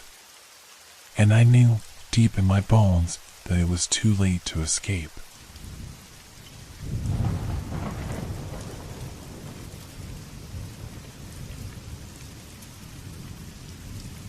Have you ever felt that something you bought might not be what it seems? Like it holds something more, something hidden? I didn't believe in anything supernatural. Not until that day. It all started at the town's annual market. I went to it like I always did, casually strolling past the stalls, looking at old antiques, books, and knickknacks. The market was bustling with people, but I found myself drawn to a small corner of the square where an elderly man had a table covered with old books. His stall wasn't particularly eye-catching, but something about it pulled me in. The old man was hunched over, almost blending into the shadows of his stall. His pale hand shuffled through the pages of a book as if he were reading something no one else could see. When I approached, he didn't look up. Instead, he held up a dusty, leather-bound book. "It's for you," he said in a raspy voice, almost a whisper. "It has your name in it." I frowned. "My name? What do you mean?" He smiled faintly and nodded. "The book knows. It has been waiting for you." I felt a shiver run down my spine. What was he talking about? I tried to ignore the strange feeling and reached out to take the book. It wasn't very heavy, but it had an odd presence about it, like it wanted to be held. I didn't think much of it when I handed him the money. I assumed it was just another oddity at the market, one of those things you buy on whim. But as soon as I got home, everything started to change. The book had no title. The cover was old, cracked, with a few faded gold letters that were hard to decipher. I opened the first page. Nothing. No title. No text. Just an empty page staring back at me. I flipped to the next page. Still empty. I frowned, feeling a slight frustration. I had bought this thing thinking it would be an antique with some hidden history. But it seemed like a joke. A blank book, nothing more. But then, something strange happened. As I turned the pages, I thought I heard a faint rustling sound, almost as if the pages themselves were breathing. I paused. It was late at night, and the silence of my apartment was almost suffocating. I shook my head and told myself it was just the wind outside. I flipped another page. And then I saw it. Words. Faint, gray words started to appear on the page. I blinked. The letters slowly began to form into sentences. The text read, "You're reading this. I know you're reading this." I froze. My mind raced. Had I imagined it? The ink was barely visible at first, almost like it was written with a ghostly hand. But as my eyes adjusted, the words became clearer. "You are curious. That's why you've opened this book. Don't stop." I closed the book immediately, my heart pounding. I sat there in disbelief, holding the leather-bound object in my hands. It couldn't be real. How could it be? It was just a book, right? But when I opened it again, the words had shifted. "I warned you," they said. "Now you'll know." The room felt colder, even though the windows were shut. I could hear my breath in the silence of the apartment, slow and deliberate. I glanced around. Something didn't feel right. The air seemed thicker, pressing down on me as if the room itself was waiting for something. The text on the page changed again. It's not too late to put it down. But if you continue reading, it will all come true. What was this? A prank? A trick? I tried to tell myself I was just imagining things. It was impossible for a book to change like this. But deep down, I knew it wasn't a prank. I continued reading. That night, I couldn't sleep. Every time I closed my eyes, I could see the words from the book swirling behind my eyelids. It will come true, they whispered, echoing in my head. The book seemed to pull at my mind, tugging at my thoughts, as if it were becoming a part of me. The next morning, I couldn't shake the feeling that something was wrong. I went about my day, but it was like the book was always there, lurking in the back of my mind. Every corner of my apartment seemed to whisper its words. The walls, the air, they seemed to know what was happening inside my head. I tried to forget about it. I tried to put it back on the shelf and forget about the strange, dark text.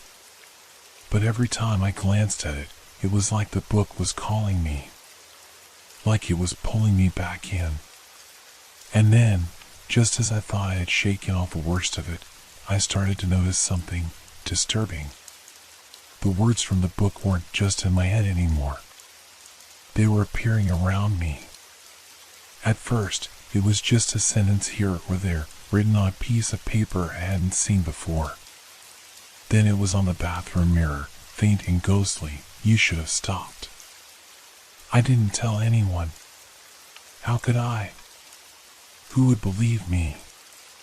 A book that wrote its own story, changing reality, pulling the strings of my every thought. Who would understand? The more I read, the more it revealed. Each page seemed to pull me deeper, showing me thoughts I hadn't even realized I had, worse, thoughts that weren't mine. The book seemed to know me better than I knew myself. It knew my fears, my desires, my weaknesses. And then, one night, I opened it again. This time, the words were different. They were instructions. Go to the park at midnight. You'll find it there. The chill in my spine deepened. I tried to close the book, but the pages wouldn't stop turning. The words kept appearing, filling the empty space, as if it were writing my life in real time. What was I being drawn into? The book was no longer a strange object. It had become a part of me. And it wasn't finished yet. The next few days were a blur of unease. I tried to carry on with my routine, but every time I thought I had escaped the book's influence, it would drag me back. It was like the pages were always just behind me, lurking, whispering. Every surface I touched, every mirror, every wall, seemed to echo with the words it had written. I couldn't shake the feeling that it was everywhere. But the worst part was that it felt like the book had control. I hadn't finished reading it, but I had no choice but to keep going.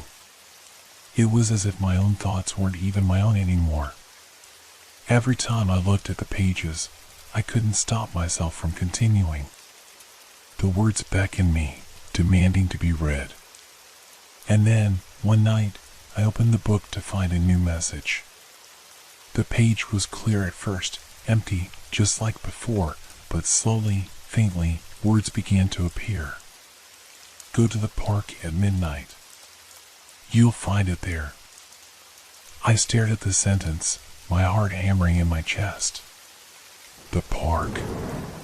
What could possibly be there? And why did the book want me to go? I tried to tell myself that I was imagining things, that this was all in my head, but deep down, I knew it wasn't. The night seemed to stretch on forever. I sat in my apartment, the clock ticking loudly in the quiet. Midnight was approaching, and I couldn't shake the growing sense of dread that had settled in my bones. I didn't want to go. I didn't want to follow the book's instructions. But something inside me, some dark curiosity, pushed me forward. By the time the hour struck, I was standing in front of the door, staring at the book in my hands. It felt heavier now, like it had absorbed all my doubts and fears. I had no choice but to leave. The air outside was cold, and the streets were quiet. The park wasn't far, just a short walk down the street, but it felt like miles. Each step I took was like a step deeper into the unknown. When I reached the park, everything was shrouded in darkness. The trees loomed over me like silent watchers, their branches twisting in strange angles. The swing set creaked softly in the wind, and the faint sound of rustling leaves filled the air. I could feel the book in my pocket, as if it were burning through the fabric. Its presence was overwhelming, like it was guiding me to something I had to find. My breath came in shallow bursts as I moved deeper into the park. There was a clearing ahead, and in the center of it, I saw something strange. A stone bench. It was an old, withered thing, covered in moss and dirt, but what caught my attention was the figure sitting on it. At first, I thought it was just a shadow, but as I got closer, I saw it clearly. A person. A woman, her face hidden in the shadows, sitting motionless on the bench. She was completely still, her hands folded in her lap, but something about her made my skin crawl. She didn't seem real, almost like part of the night itself, like she had been carved from the darkness. I stood frozen for a moment, unsure of what to do. The wind blew around me, and I could hear the soft rustling of leaves in the distance. The book was tugging at me, pulling me closer to her, like it was urging me to speak, to approach. I took a hesitant step forward. "Are you waiting for something?" I asked, my voice barely a whisper, barely enough to break the silence. But she didn't respond. She just sat there, motionless, her head tilted slightly to the side. I took another step. "Who are you?" I asked, my voice trembling now. My hands were slick with sweat, and my heart raced faster than I could control.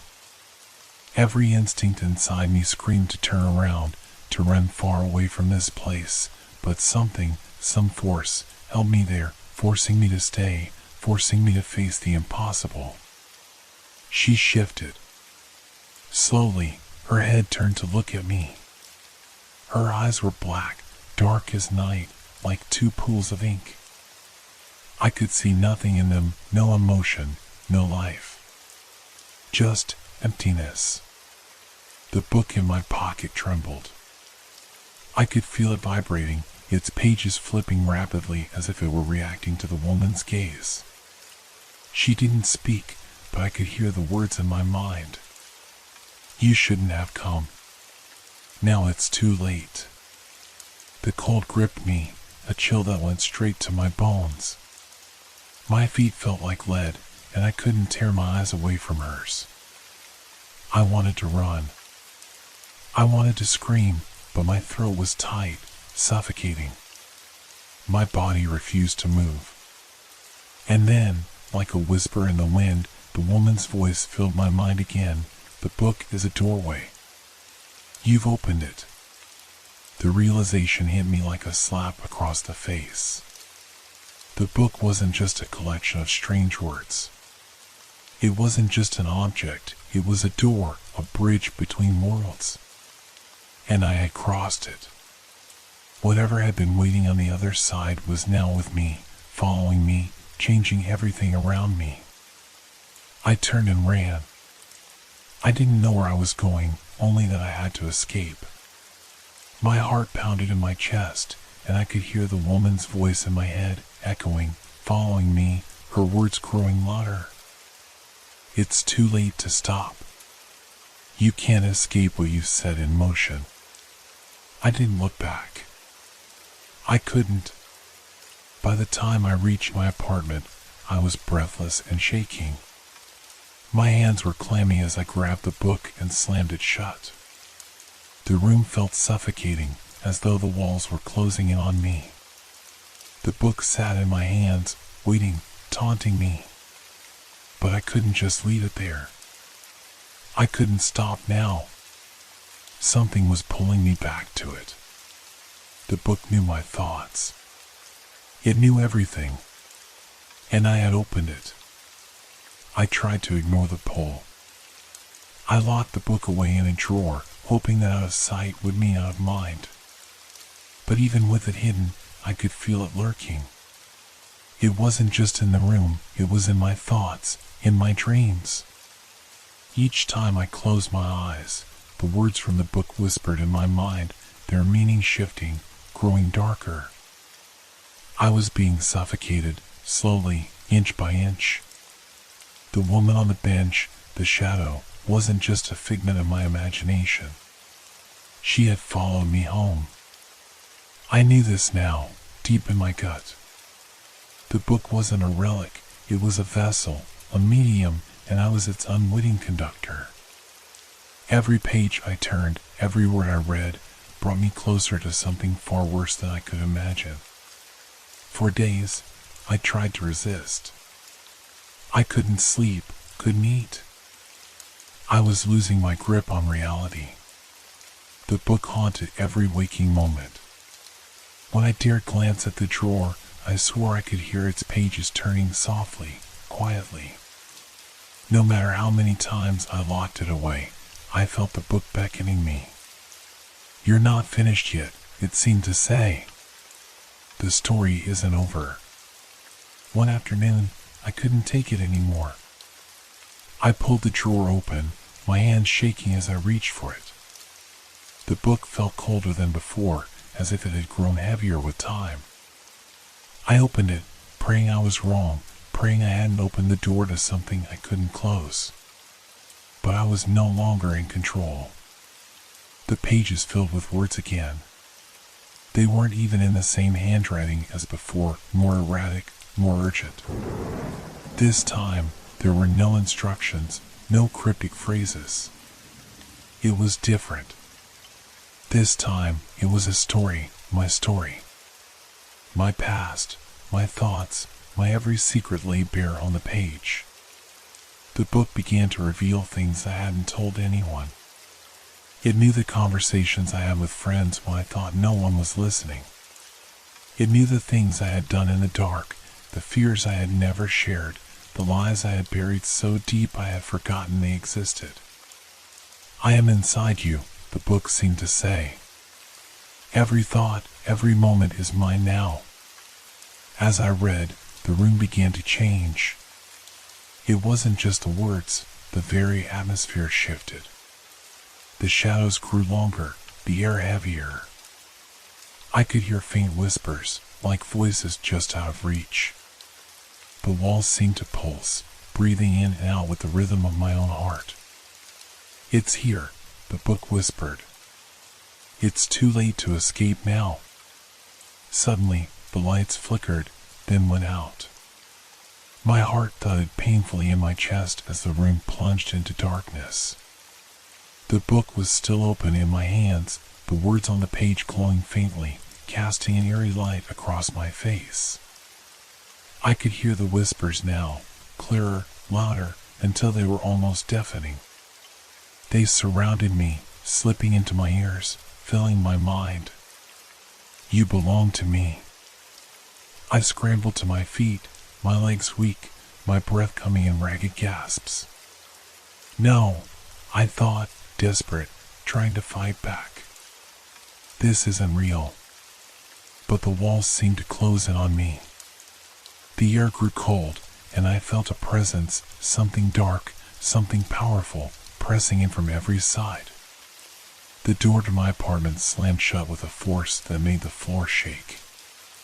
I turned toward it, only to find it locked, no handle, no keyhole. Just smooth wood, as though it had never existed. "Escape is impossible." The words echoed in my mind. I tried to scream, but my voice was swallowed by the darkness. I stumbled backward, my hands searching for something to hold onto, anything to break this horrible, suffocating grip. The whispers became screams, growing louder until I couldn't tell where they came from. They were inside my head, inside my very soul. And then, through the swirling darkness, I saw her. The woman from the park, the shadow, was standing in front of me, her black eyes locked on mine. She stepped forward, her movements slow and deliberate, as if she were savoring every moment of my terror. I froze, rooted to the spot. The book trembled in my hands, as if it were alive. "She is the key," the book whispered, its pages fluttering violently. "She is why you opened it. She is why you can never leave." The woman's lips parted, but no sound came out. Instead, her eyes glowed, bright and hollow, and the room seemed to bend and warp around her, as though reality itself were unraveling. I could feel the floor beneath me crack and shift, like the ground itself was giving way. "You can't escape. You never could." Suddenly, I was on my knees, my body shaking uncontrollably. The words on the page blurred, then sharpened, forming into new sentences, new commands. "Do it," the book commanded. "You have to finish the story." I didn't want to, but I had no choice. The book was pulling me in. My hands moved of their own accord, my eyes unable to look away from the page. The words seemed to flow from the book like blood, filling the room, drowning me in them. And then I saw it. A single, final phrase, written in blood-red ink. "Now you are the story." I looked around, but there was nothing left of my apartment, nothing familiar. The walls had dissolved, leaving only the endless void, stretching forever. The book was gone. The woman was gone. And I was trapped. The story was no longer just words. It was my reality. And I was living it. I don't know how much time passed. Time had become irrelevant. The void that had once been my apartment, my life, was all there was now. There was no up or down, no left or right, just an endless, empty space. The air was thick and oppressive, and it felt as though something unseen was always watching, waiting. I tried to move, to escape, but my body refused to obey. It was as if the very act of resistance was a mockery of what I had become. Every time I thought I could break free, I felt a weight in my chest, like a hand pushing me back into place. I was no longer me. The story had consumed me, as the book had promised. "You are the story," the words echoed in my mind, their meaning sinking deeper with every passing moment. I felt myself shifting. My thoughts were no longer my own, they had blurred into the narrative. The whispers, once faint, now wrapped themselves around me like a suffocating blanket, pulling me under. They were the voice of the book, the voice of something far older, far darker than I could ever understand. It was as though the book had become my consciousness, and I was no longer just living in its pages, I was now part of it. I reached out, my hands trembling, trying to make sense of the space I was in. There was nothing. No walls, no furniture. It was as if I had been erased from existence, and what remained was only the echo of my life. The whispers were growing louder now, a cacophony of voices, none of them familiar, all of them calling my name, but it wasn't the name I had known. It was a name that felt foreign, a name that didn't belong to me. I pressed my hands to my ears, but the sound didn't stop. It was inside me, inside my very bones, my soul. The whispers began to take shape, forming words, clear and undeniable. "You are the story," they repeated. And then, as if the words were a command, a shift occurred. The void around me began to change, slowly at first, as though reality was bending to the will of the book. The air grew thicker, charged with an energy I couldn't describe. Shapes began to form in the darkness, shadows that danced and shifted like silhouettes of people, their faces hidden, their bodies blurred. They weren't real, yet they were all around me. I looked down at my hands, expecting to see the familiar skin, but what I saw made my heart stop. My fingers were no longer human. They were elongated, distorted, like something that had been pieced together from pieces of other bodies. I tried to scream, but no sound came out. I was drowning in my own horror, trapped in a body that wasn't mine. I stumbled backward, my mind screaming for escape, but the shadows moved closer, encircling me. They were reaching out, their forms melting and reforming in ways that made no sense. I wanted to run, but my legs wouldn't move. And then I heard it. A voice, calm and clear, cutting through the chaos. It was a voice I recognized, but it wasn't my own. "You've become part of the story now," the voice whispered, a twisted smile in its tone. "There's no going back. There's only the next chapter." I turned to see the woman from the park, her eyes cold, her form shifting between reality and nightmare. She stepped forward, her feet never seeming to touch the ground. She was the one who had started it all. She was the key to everything. Her smile widened. "The book was never meant for you," she said softly, her voice both soothing and terrifying. "It was meant to create, to alter, to erase. And you are its final creation." I wanted to fight. I wanted to scream, but I couldn't. My body was no longer mine. The story had taken over. I was just another part of the pages, a character written into a narrative that I could never escape. The woman stepped closer. I could feel the cold emanating from her. Her hand reached out, and as it touched my face, a surge of energy shot through me, searing into my skin. The pain was unbearable, but it wasn't just physical. It was a deep, gnawing emptiness that consumed my soul, erasing every trace of who I was.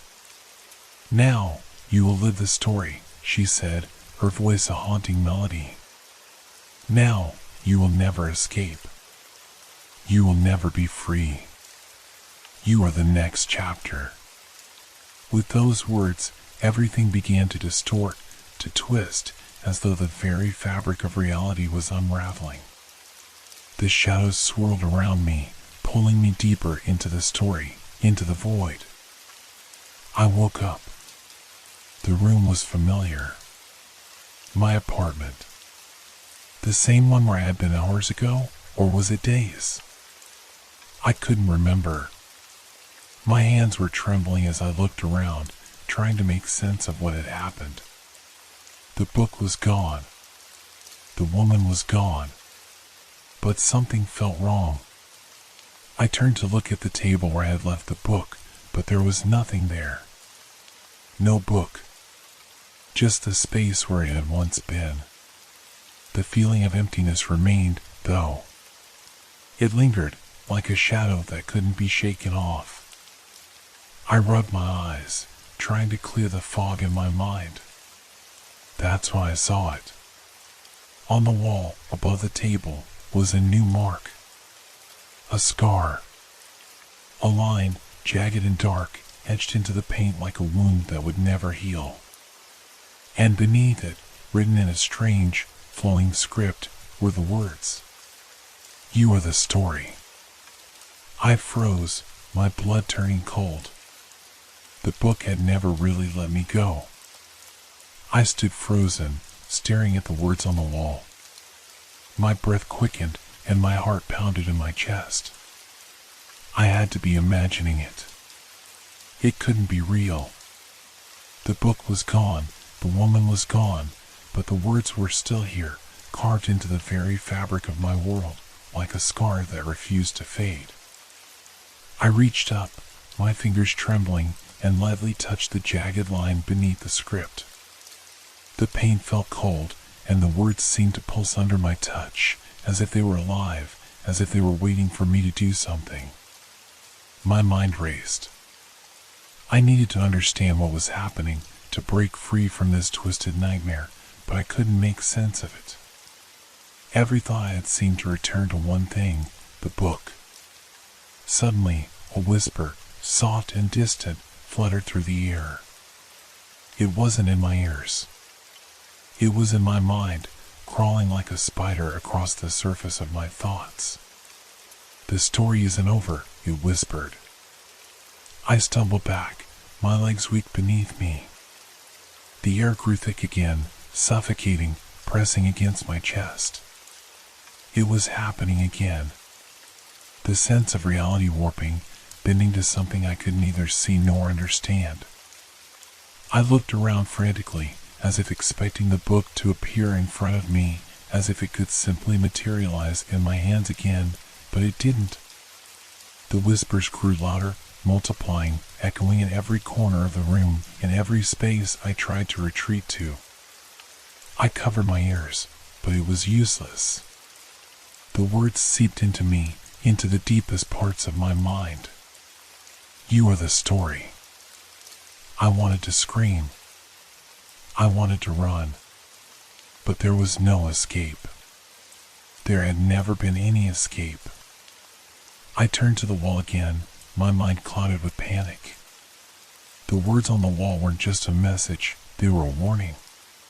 The story wasn't done with me yet. It had rewritten me, taken my life, my identity, and I had become nothing more than ink on a page. But why? What did it want from me?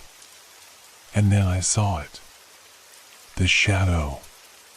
It wasn't like the shadows I had seen before. This one was more defined. Solid. Real. It stood in the corner of the room, dark and still, but its presence was undeniable. Slowly, almost deliberately, it moved closer, inch by inch, like it was aware of me, aware of my fear. I tried to back away, but my legs wouldn't cooperate. The room was closing in on me, the walls pressing tighter, suffocating me. The shadow's shape began to shift, growing taller, more menacing, as if it were adapting to the fear in my heart. It felt like it was pulling at me, reaching into my chest, drawing out every ounce of resistance. "The story is your prison," the voice echoed in my mind. "And you are its prisoner." I couldn't breathe. I couldn't think. The air was thick, suffocating, and the walls of my apartment seemed to shrink around me. The shadow stretched out its hand, its long, twisted fingers reaching for me. I wanted to run. I wanted to fight. But I couldn't. The shadow was everywhere, inside me, outside me, all around me. And then, just as its fingers grazed my skin, everything stopped. The room, the shadows, the whispers, they all disappeared. I gasped, my breath ragged, my mind spinning. The apartment was silent now, too silent, like the calm before a storm. I was alone. Completely, terrifyingly alone.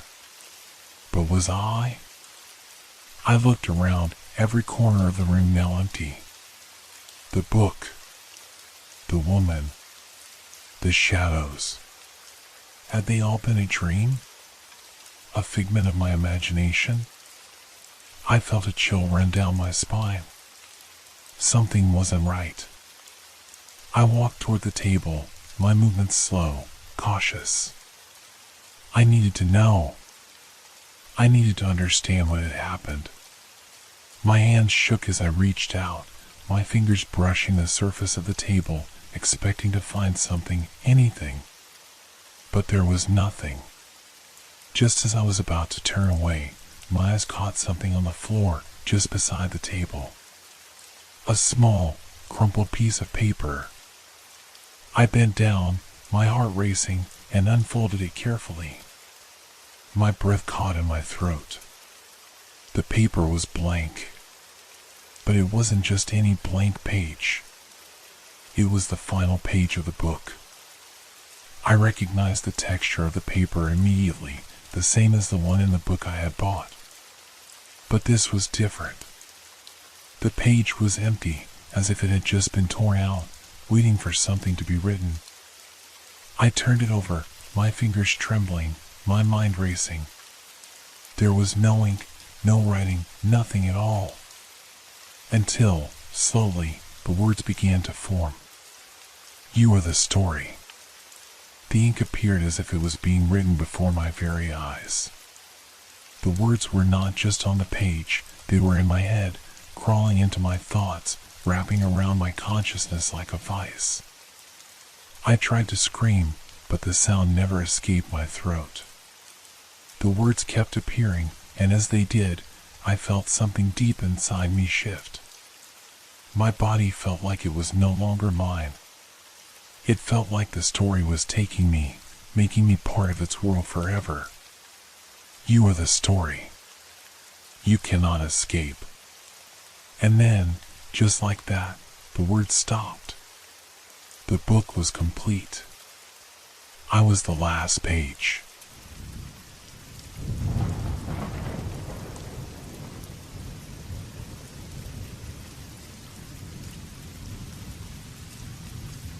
Have you ever felt like you were being watched, but when you turned around, no one was there? That feeling, cold, like someone's eyes on the back of your neck, a sensation so real you could almost hear their breath. But it wasn't a person. It wasn't anything you could explain. I remember the first night we camped in the forest, the trees towering high above, their branches like skeletal hands reaching toward the sky. It was supposed to be a weekend getaway, a simple escape from the grind of everyday life. Just me, my friends, and the wilderness. Peace. Quiet. But something wasn't right from the start. The air felt different, heavy, like it was holding its breath, waiting for something to happen. We arrived in the late afternoon, setting up our tents and gathering wood for a fire. As night fell, we sat around the flames, laughing, telling stories. The sounds of the forest at night were familiar, crickets chirping, the occasional rustle of leaves in the breeze. But then, in the distance, I heard it. A sound that didn't belong. A breath. At first, I thought it was just the wind. Maybe the sound of a large animal moving through the underbrush. But no, it was too rhythmic, too deliberate. It was a slow, heavy inhale followed by a long exhale, as if someone was standing just beyond the trees, watching us. I wasn't the only one who heard it. My friend Mark glanced over at me, his face suddenly serious. "Did you hear that?" he whispered. I nodded, my throat tight. What the hell was that? Everyone else was too caught up in their own conversation to notice, but the noise came again, this time closer. It wasn't the wind. It wasn't an animal. It was breathing. The fire crackled in the silence that followed. No one spoke. The wind picked up, rustling the leaves, but that deep, guttural breath, the sound that seemed to come from nowhere, didn't stop. It echoed in the night air, a constant presence in the shadows. I forced a laugh, trying to brush it off. "It's nothing. Just the wind or an animal," I said, but even I didn't believe it. That night, when we went to bed, I couldn't shake the feeling. I lay awake in my tent, listening to the sounds of the forest. The normal noises, the soft calls of nocturnal animals, the occasional snap of twigs have returned, but there was something else. That deep breath. It lingered in the air, close, like it was waiting, watching. I pulled the covers up tighter, hoping I was just imagining it. But every time I closed my eyes, I heard it again, the slow, steady breathing. The kind of breath you could feel in your chest, as though it was inside you. It wasn't until I finally drifted off to sleep that I realized just how much it had unsettled me. The next morning, we all gathered for breakfast around the campfire. The sun was up, the birds were singing, but that unsettling feeling lingered. It didn't help that the woods around us felt unnaturally still. The usual hum of life seemed muted, as if the forest itself was holding its breath. Last night was weird, right? Mark asked, his voice low. I nodded, forcing a smile. Yeah, I heard it too. We all sat quietly for a moment, the sound of crackling logs the only noise. It was just an animal, Mike, another friend, suggested, though his voice lacked conviction. Could be, I said, but deep down, I didn't believe it. I couldn't shake the image of that breath, the one that had followed me through the night, that had kept me awake, straining to hear the source. After breakfast, we decided to go for a hike. The forest felt more oppressive now, the trees so dense it was hard to see more than a few feet ahead. The air was thick with the smell of pine, but it wasn't fresh. It smelled old, stagnant. We walked in silence, the sound of our footsteps muffled by the soft earth beneath our boots. That's when we saw it. At first, I thought it was a trick of the light, a shadow or a pile of fallen leaves. But as we walked closer, I saw that something was off. The ground around our campsite was disturbed. Our things, our backpacks, sleeping bags, were overturned, the contents scattered across the forest floor. There were deep, irregular marks in the dirt, like something heavy had dragged across the ground. My heart skipped a beat. What the hell? Mike breathed, his face pale. We approached cautiously, my senses on high alert. I bent down, inspecting the marks. They were deep, like clawed fingers had raked through the dirt. And there, in the middle of the mess, was something else, something I wasn't ready to see. The faint imprint of a footprint. It was large, too large for any animal needed to live in these woods. And it was fresh. I stood up, my breath catching in my throat. I looked at my friends, trying to keep the panic from showing on my face. This wasn't here last night, I said. Something was here. Something big. Mark's face went white. You think it was that thing we heard last night? I didn't want to believe it. I didn't want to admit that something not human, had been watching us, stalking us in the dark. But the evidence was right there. Our belongings were tossed around like they'd been rummaged through, and those deep claw marks. Let's go back to the camp, I said, my voice shaking. We hurried back, but the unease I felt was growing by the second. Every snap of a twig, every rustle in the leaves made my heart race. The sound of breathing, that low, steady rhythm, seemed to follow us, always just out of reach. And I couldn't help but wonder, was it still out there?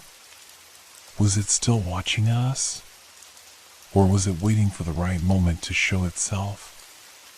As we reached our campsite, I tried to convince myself that everything would be fine.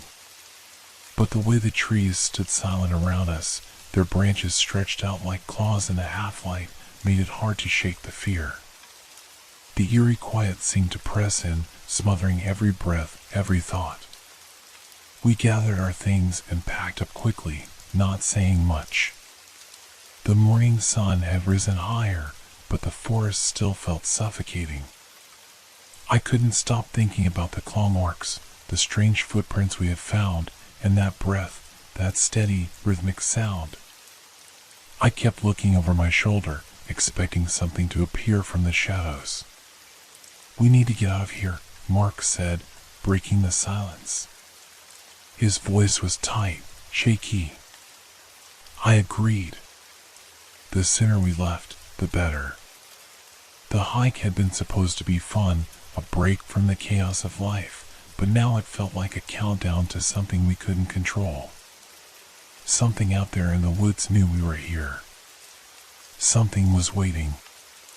We packed our tents and gear quickly, trying to stay focused. As we moved around the campsite, I couldn't shake the feeling that we weren't alone. The sound of heavy breathing, barely audible but unmistakable, seemed to creep in again. I turned, my heart racing, but the woods were still. There was nothing. No sign of movement, no wind stirring the trees. I tried to ignore it, telling myself I was just overreacting. It had to be the stress of the situation, my mind playing tricks on me. But deep down, I knew it wasn't just in my head. "Let's go," I said, keeping my voice steady as I grabbed my pack. "We'll be fine once we get back to the main trail." We started down the path we had hiked the day before. The forest seemed to close in tighter, the trees pressing closer together, blocking out the sunlight. It was as though the further we walked, the darker it became, even though it was still daylight. The air was thick, cloying. I could barely hear the sounds of the forest around us now. No birds, no rustling leaves, nothing. Just the muffled sound of our footsteps and, ever so faintly, that breathing. It wasn't just the noise anymore. Something was wrong. The forest felt wrong. Like the trees were watching us. I could almost hear them whispering, soft, hushed murmurs carried by the wind. But the wind wasn't blowing. It was still. Too still. I glanced at my friends, trying to keep calm, but I could see the fear on their faces too. They could feel it too. "We're being followed," I whispered, my voice barely audible. The words tasted like poison, but I had to say them. Mark shot me a panicked look. "Stop it. Don't say that." "I'm serious," I insisted. "Something's out there. Something's been with us since we got here." The others were quiet. I could hear the sound of their breathing, shallow and rapid, matching my own. Every step we took, the tension grew thicker. But the thing that terrified me most was the way the forest felt, alive in a way that it shouldn't be. Like it was breathing along with us.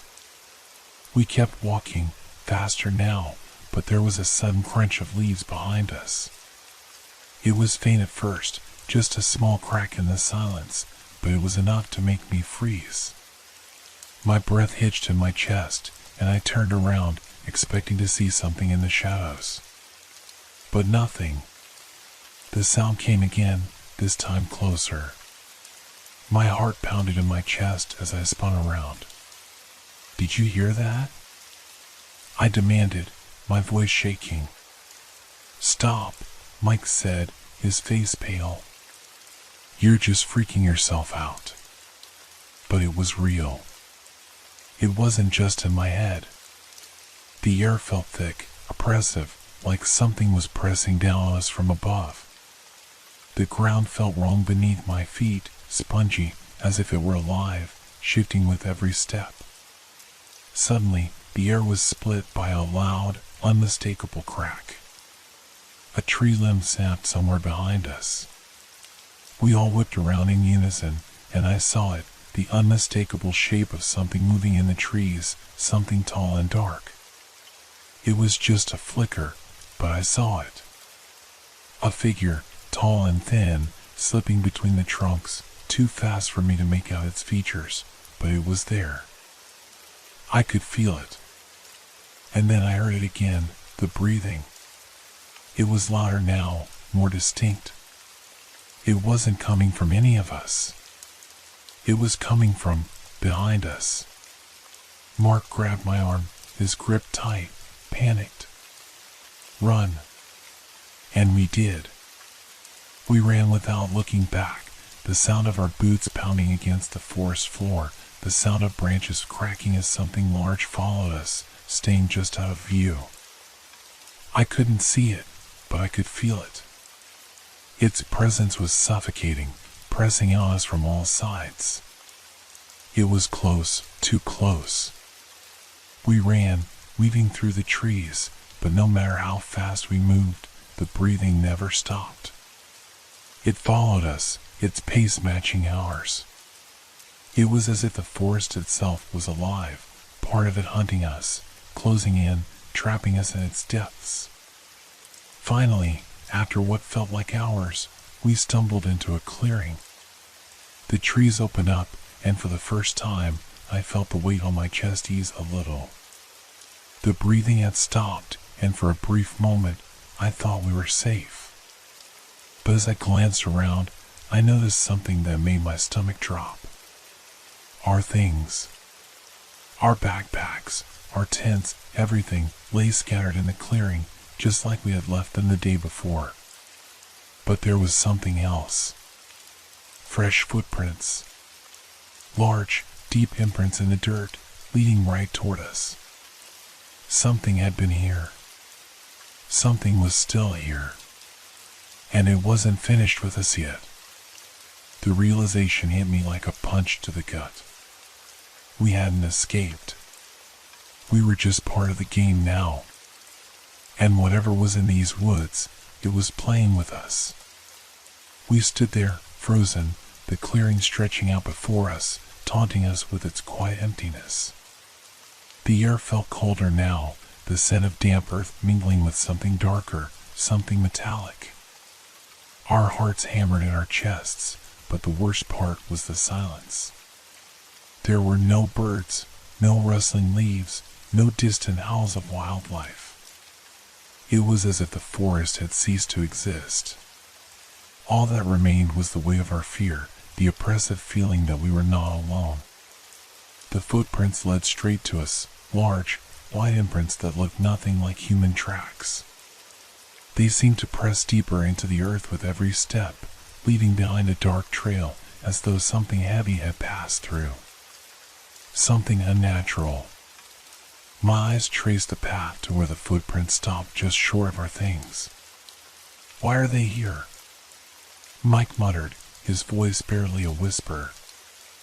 I don't know, I replied, my voice tight, but I think we should leave. But as I turned to grab my bag, my stomach dropped. There, in the farthest corner of the clearing, I could see it, a figure, partially obscured by the thick shadows of the trees. It was tall, far too tall to be human, its shape shifting with the wind. For a moment, I thought it was just the forest playing tricks on my eyes, the branches twisting into strange shapes. But no! It was moving. Slowly, deliberately, it was watching us. Do you see that? I asked, my voice breaking the silence, but the words barely left my mouth before Mark grabbed my arm. Stop. Don't look, he hissed. Just run. Now. I didn't need any further encouragement. We turned and sprinted back toward the tree line, each of us gasping for breath, pushing ourselves harder than we had before. But the breathing was back. The slow, steady inhale and exhale that matched our movements, moving with us through the woods, like something was chasing us, always just behind. I glanced over my shoulder for a split second, and there it was. The figure had moved closer. It was no longer obscured by shadows. Its limbs were impossibly long, its skin a dull, sickly gray, stretching over its skeletal frame like a tattered cloth. Its eyes, if you could even call them eyes, were black holes, voids that seemed to suck in the light around them. I felt the panic rise in my throat, but I forced myself to look away. We couldn't stop. If we stopped, we wouldn't be able to outrun it. The forest seemed to close in on us again. The trees, once familiar, were now unfamiliar. The path ahead blurred and shifted, like the forest itself was reshaping to keep us from escaping. My legs burned, but I kept running, the heavy breathing behind us growing louder, closer. It was gaining on us. I turned again, just as the ground beneath my feet gave way. My foot slipped into a hole, and I stumbled forward, crashing to the dirt with a grunt. For a moment, everything went silent. The breathing stopped. The trees stood still. I held my breath, straining to hear, to feel something. Anything. Then, I heard it, a low, guttural growl that seemed to come from everywhere at once. It was so close, so deafening, that I thought my eardrums might shatter. My heart skipped a beat, and I scrambled to my feet, panic flooding every inch of my body. "We need to get out of here," Mark yelled, pulling me up. But when I looked at him, his eyes were wide with terror, his face pale. His mouth was moving, but no sound came out. He was trying to scream, but no words escaped. I looked around. The others were still moving, but they, too, were silent, as though caught in some kind of trance. It wasn't right. Something was wrong. The growl grew louder, closer, as if whatever it was had surrounded us. The air was thick, too thick to breathe. I could feel the pressure building around me, as though the forest was alive, suffocating us, pushing us together into the center of its twisted web. And then, the trees parted. There, standing before us in the center of the clearing, was the figure. Its long, spindly arms reached out toward us, its body twitching with a strange, jerky motion. Its mouth opened wide, too wide, revealing rows of jagged teeth, sharp and unnatural. It didn't have a face, not really. Just a mass of darkness, a void that swallowed everything around it. I couldn't breathe. My body refused to move. And then, just as quickly as it had appeared, the figure vanished. Like it had never been there at all. The trees swayed gently in the wind, the sound of birds returned, and the air felt lighter. Almost too light. My legs wobbled beneath me as the adrenaline left my body in a rush, but I couldn't shake the feeling that it was still there. Watching. Waiting. Did anyone else see that? I asked, my voice barely above a whisper. They didn't respond. None of them did. I looked at them, each of them standing frozen, their eyes wide with confusion and fear. But there was something else there, too. Something darker. Their faces were pale, their eyes glassy. It was as if they were no longer truly there. And then, one by one, they turned and began to walk into the woods, moving in slow, deliberate steps, like puppets on strings. I couldn't speak. I couldn't move. I watched as my friends disappeared into the trees, their footsteps silent against the forest floor. And as I stood there, alone, the breathing came again. But this time, it wasn't behind me. It was in my head. I was left in the clearing, the cold breath of the forest heavy on my skin. The sounds of my friends' footsteps faded into nothingness, swallowed by the thick woods. My heart pounded in my chest, the sharp beat echoing in my ears. My body trembled, paralyzed by confusion and terror. Why hadn't they turned back? Why hadn't they spoken? I glanced around, my eyes searching the trees for any sign of movement. The forest was still, too still. The air felt thick, like the very ground beneath me was waiting for something to happen, something terrible. My breaths came in shallow gasps, but it was like I couldn't get enough air.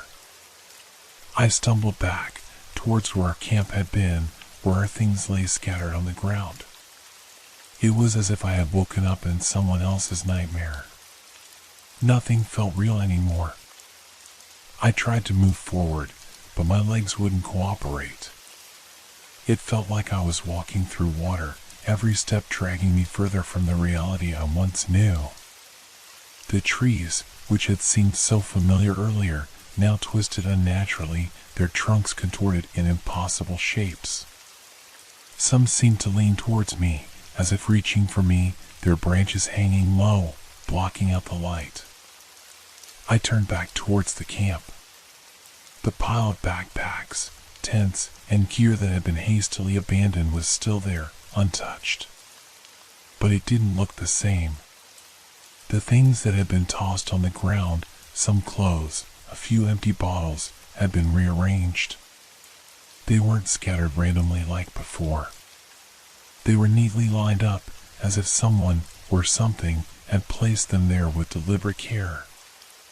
A soft rustle of leaves reached my ears. My body went rigid, every nerve screaming in alarm. I spun around, heart hammering against my ribs. There was nothing there. Just the silent, waiting forest. But then it came again, the breathing. Slow, deliberate, deep breaths that echoed from every direction, pressing on me like a physical weight. It was in my ears now, too close, too real. The sound seemed to wrap around my head, blocking out everything else. I could feel it in my chest, like it was coming from inside of me. It was impossible to tell where it originated from, above, behind, or beside me. All I knew was that it was everywhere. I couldn't stop myself from walking. My feet carried me forward, my body unwillingly obeying the invisible force pulling me deeper into the woods. The air grew colder, and the trees seemed to lean closer, their branches scratching the sky. And then, out of the corner of my eye, I saw it. A shape. Not in the distance, but right beside me, just at the edge of my vision. At first, it looked like a shadow, flickering in and out of focus. But it wasn't a shadow. It was a person. Tall, unnaturally thin, and moving with an unnatural grace. Its movements were jerky, twitching as though its limbs weren't fully in control. It stared at me, its eyes deep and hollow, two dark voids that seemed to suck in all the light around it. It had no face, only the emptiness of a gaze that felt as if it could pierce through my very soul. I froze, my blood turning to ice. My heart stopped for a split second, then thundered in my chest. The figure didn't speak, didn't make a sound, but I could feel its presence pressing in on me, wrapping around me like a suffocating blanket. It was close now, too close. I could hear the soft scrape of its feet against the dirt, the unnatural hiss of air escaping from its mouth. But still, it didn't move. It just watched. I opened my mouth to scream, to shout for help, but no sound came. My throat was tight, choked by fear. I wanted to run, to get away, but my legs refused to obey. I was trapped, rooted in place by something far more terrifying than anything physical. The breathing grew louder, more intense. I could feel it now, hot, putrid air brushing against my neck. It was like a force trying to crush me, to suffocate me. It was too much. I couldn't breathe. Without thinking, my body jerked into motion. I turned and bolted forward, my legs pumping desperately beneath me. My heart raced, my breath shallow and ragged, but the sound of heavy breathing followed me. It echoed in the trees, never letting up, never fading. I glanced behind me for a split second. The figure was gone, but I could feel it, its presence, its hunger, was still there, chasing me, getting closer with every step. I pushed myself harder, deeper into the woods, the fear driving me faster until the path ahead blurred. The trees crowded in on me, their branches twisting into gnarled hands that reached for me. I was running blindly now, desperate to escape, but the forest seemed to fold in on itself, closing in. And then, nothing. The sound of breathing stopped. The rustling of trees, the flutter of leaves, even the soft wind that had been blowing, it all ceased. The forest became a vacuum, suffocating and silent. The air felt heavy again, too heavy to breathe. I stopped, gasping for air, my body trembling from exhaustion and fear. But I couldn't hear anything. Not a breath, not a rustle. The world was still. I didn't understand. Where had it gone? Why had the sound stopped? I looked around, searching for any sign of life. And then I saw it. Something moved in the distance. A figure. Small, hunched, barely visible, crouching behind a tree. It was watching me, its black eyes glistening in the dim light. I didn't wait. I ran again, faster this time, my body screaming with each movement. I didn't care where I was going. I just needed to get away. I ran. The world around me blurred into a whirlwind of dark trunks and shifting shadows. My feet hit the ground like a frantic drumbeat, the only sound in the dead silence that had consumed the forest. The air felt thick, as though it was pressing against me from every side, trying to drag me down. I couldn't hear the breathing anymore. It was gone, but I didn't feel safe. It was still there, lurking at the edge of my mind, waiting to return. The fear in my chest was so sharp I could taste it, metallic and bitter. I could barely think, just move, just run. I don't know how long I ran for. Time had lost all meaning. The forest stretched on, dark and endless. My legs burned, my lungs screamed for air, but I couldn't stop. The thought of stopping was worse than the exhaustion. Every step felt like it could be my last, like the ground beneath me might give way and swallow me whole. Then, suddenly, I stumbled. My foot caught on something, roots, or maybe a rock, and I fell hard onto the cold ground. My head hit the dirt with a sickening crack. I lay there, dazed, breathless, unable to move. I wanted to get up, but my body refused to listen. I closed my eyes, trying to gather my thoughts, but all I could hear was the sound of my heart pounding in my ears. It was so loud, so fast, like it was going to tear itself apart. And then, faintly, I heard something else. Breathing. But not the deep, slow inhalation I had heard before. This was quick, jagged, ragged. The sound of something, someone, struggling for air. It was coming closer. I opened my eyes. The figure was back. It was standing just a few feet away, towering over me. Its form was distorted, like it was flickering in and out of existence. The edges of its body seemed to bleed into the forest itself, as if it was part of the trees, part of the shadows. It didn't move, just stood there, its hollow eyes locked onto mine. I couldn't breathe. The air felt thick, heavy, pressing against my chest. I was trapped. I couldn't move, couldn't speak, couldn't scream. All I could do was stare at it, at the thing that shouldn't exist, at the thing that was hunting me. The figure slowly raised one long, bony hand, its fingers curling as if beckoning me. Its chest heaved with every breath, but its eyes never left mine. The breath was wrong. It wasn't human. It was a sound too deep, too unnatural to come from anything living. I felt my body shaking uncontrollably, but I couldn't look away. There was something in those eyes, something cold and endless, as if they were pulling me into a darkness deeper than the forest itself. And then it spoke. Not with a voice, but with a presence, a thought that wasn't mine, a whisper that echoed in my mind. You are not alone. The words wrapped around me, squeezing the air out of my lungs. They weren't just words, they were a command. A truth. A cold, terrifying truth that settled into my bones. I wanted to scream, to run, to do anything, but my body refused. I was frozen, locked in place, unable to move, unable to breathe. The figure's hand stretched out further, its fingers trembling with anticipation. And then, in one swift motion, it lunged. But I didn't see what happened next. There was nothing. Just blackness. Cold, suffocating blackness that swallowed me whole.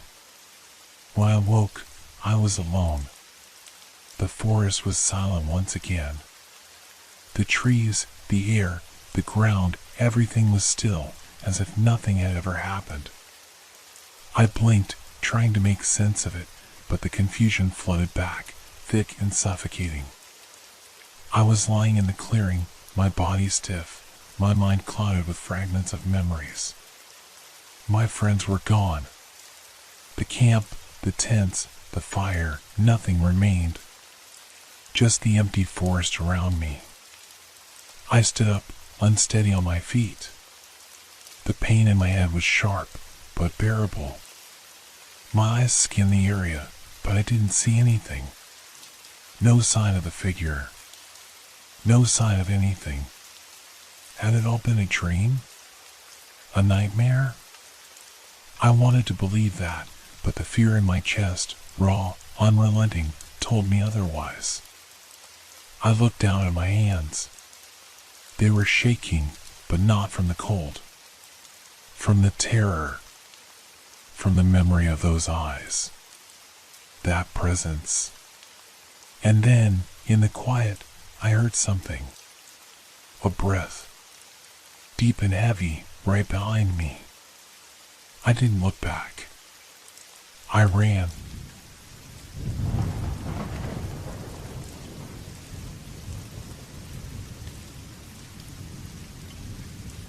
Have you ever been on a train ride that felt wrong? Where everything seemed normal at first, but then, as the journey went on, you started to sense something you couldn't explain? Something lurking just outside of your understanding? That was how it began for me. It was late in the evening, the kind of dark where the world outside the window had become nothing but black. I was heading home from a work trip, tired, my thoughts a blur as the train rumbled along the tracks. The rhythm of the train had a strange way of lulling me into a trance. The soft click of the wheels, the occasional screech of the brakes, the distant murmur of conversations, it all blended into a sort of background noise that I'd learned to ignore. I had gotten into a quiet carriage, the one closest to the rear. No one had been sitting nearby, which was exactly how I liked it after a long day. The soft hum of the train was comforting, almost soothing. But there was something different about tonight. Something I couldn't place. It started when I noticed that one of the carriages didn't have a number. I'd been half listening to a podcast, my head against the window, when I first noticed it. The carriage was up ahead, just past the one I was sitting in. It wasn't marked. There was no number on the door, no sign of any kind. Just a solid, unmarked entryway that looked exactly like the rest. For a moment, I thought I had imagined it, that perhaps I had missed the number in my tired state. But no, I hadn't. There was nothing there. Curiosity tugged at me. It was strange, sure, but it wasn't enough to cause alarm. Still, I couldn't shake the feeling that something wasn't right. The train was moving steadily, the world outside still dark and empty. No sign of anything unusual. But that one empty carriage, it wouldn't leave my mind. I tried to ignore it at first. I went back to my podcast, tried to relax. But every time I glanced up, my eyes were drawn to it. It was almost as though the carriage was pulling me toward it, beckoning me to take a closer look. By the time the train had made its next stop, I was restless. I stood up, stretching, and walked down the aisle. As I passed the mysterious carriage, I reached for the door handle, feeling a strange impulse. Something told me I should open it.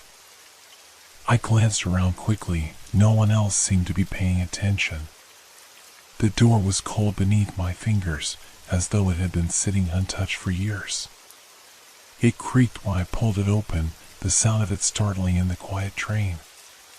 Inside, the carriage was empty, just like the others. But something felt off.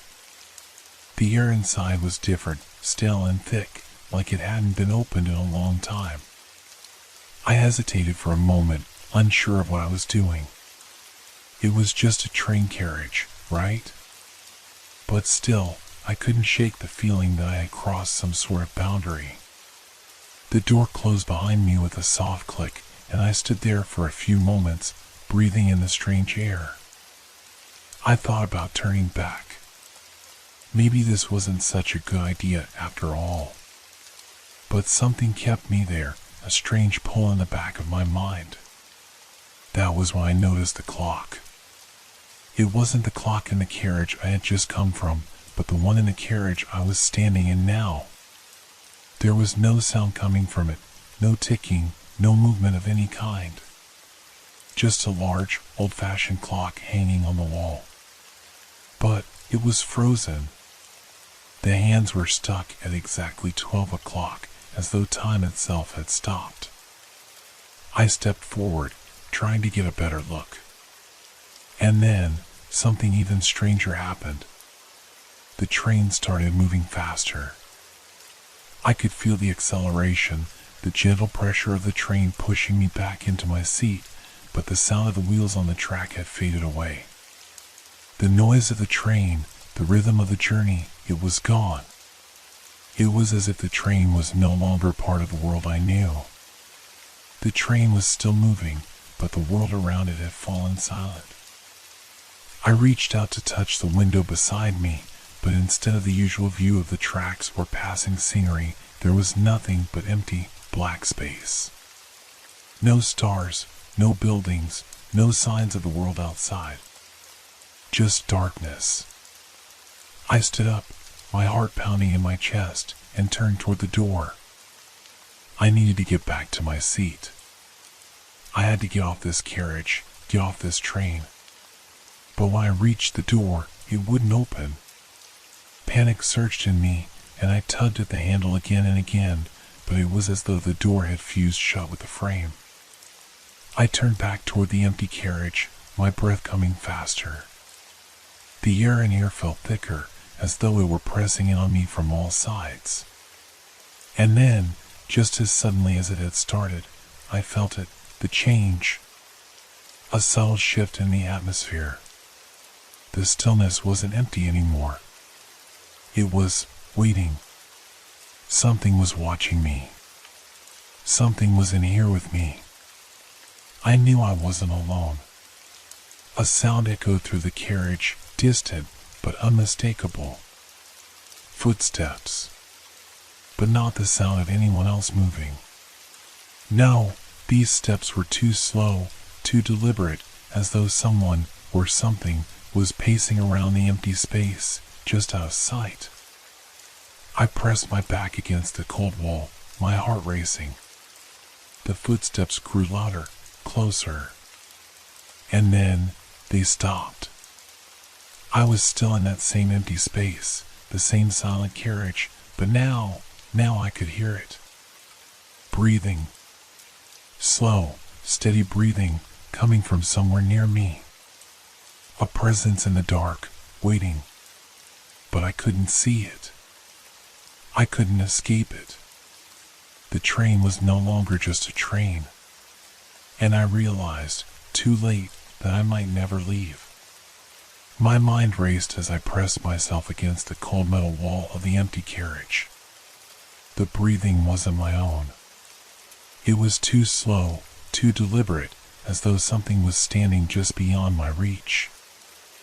I held my breath, trying to hear any sign of movement, but the sound was relentless. It seemed to be growing louder, closer, yet no matter how hard I looked, I could see nothing. I was alone. Or at least, I thought I was.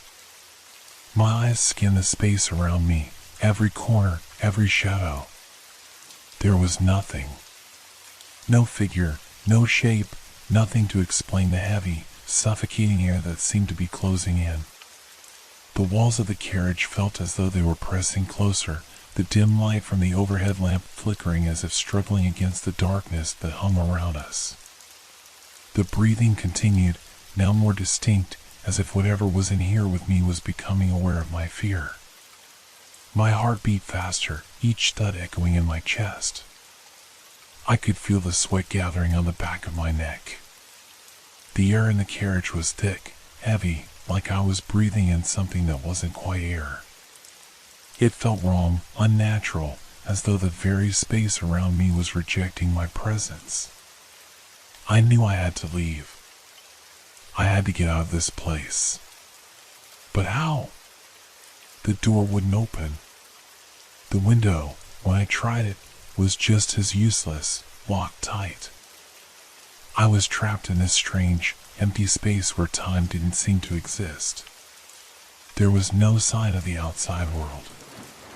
No tracks, no sound of movement, just an oppressive silence that seemed to stretch on forever. I began to pace the carriage, trying to keep my mind focused. My steps were slow at first, tentative, but as the heavy breathing grew louder, my steps quickened. I moved toward the door once again, tugging at the handle with more force than before. It was no use. The door remained as solid as the walls around me. Panic was rising in me now, clawing at the back of my throat. I couldn't stay here.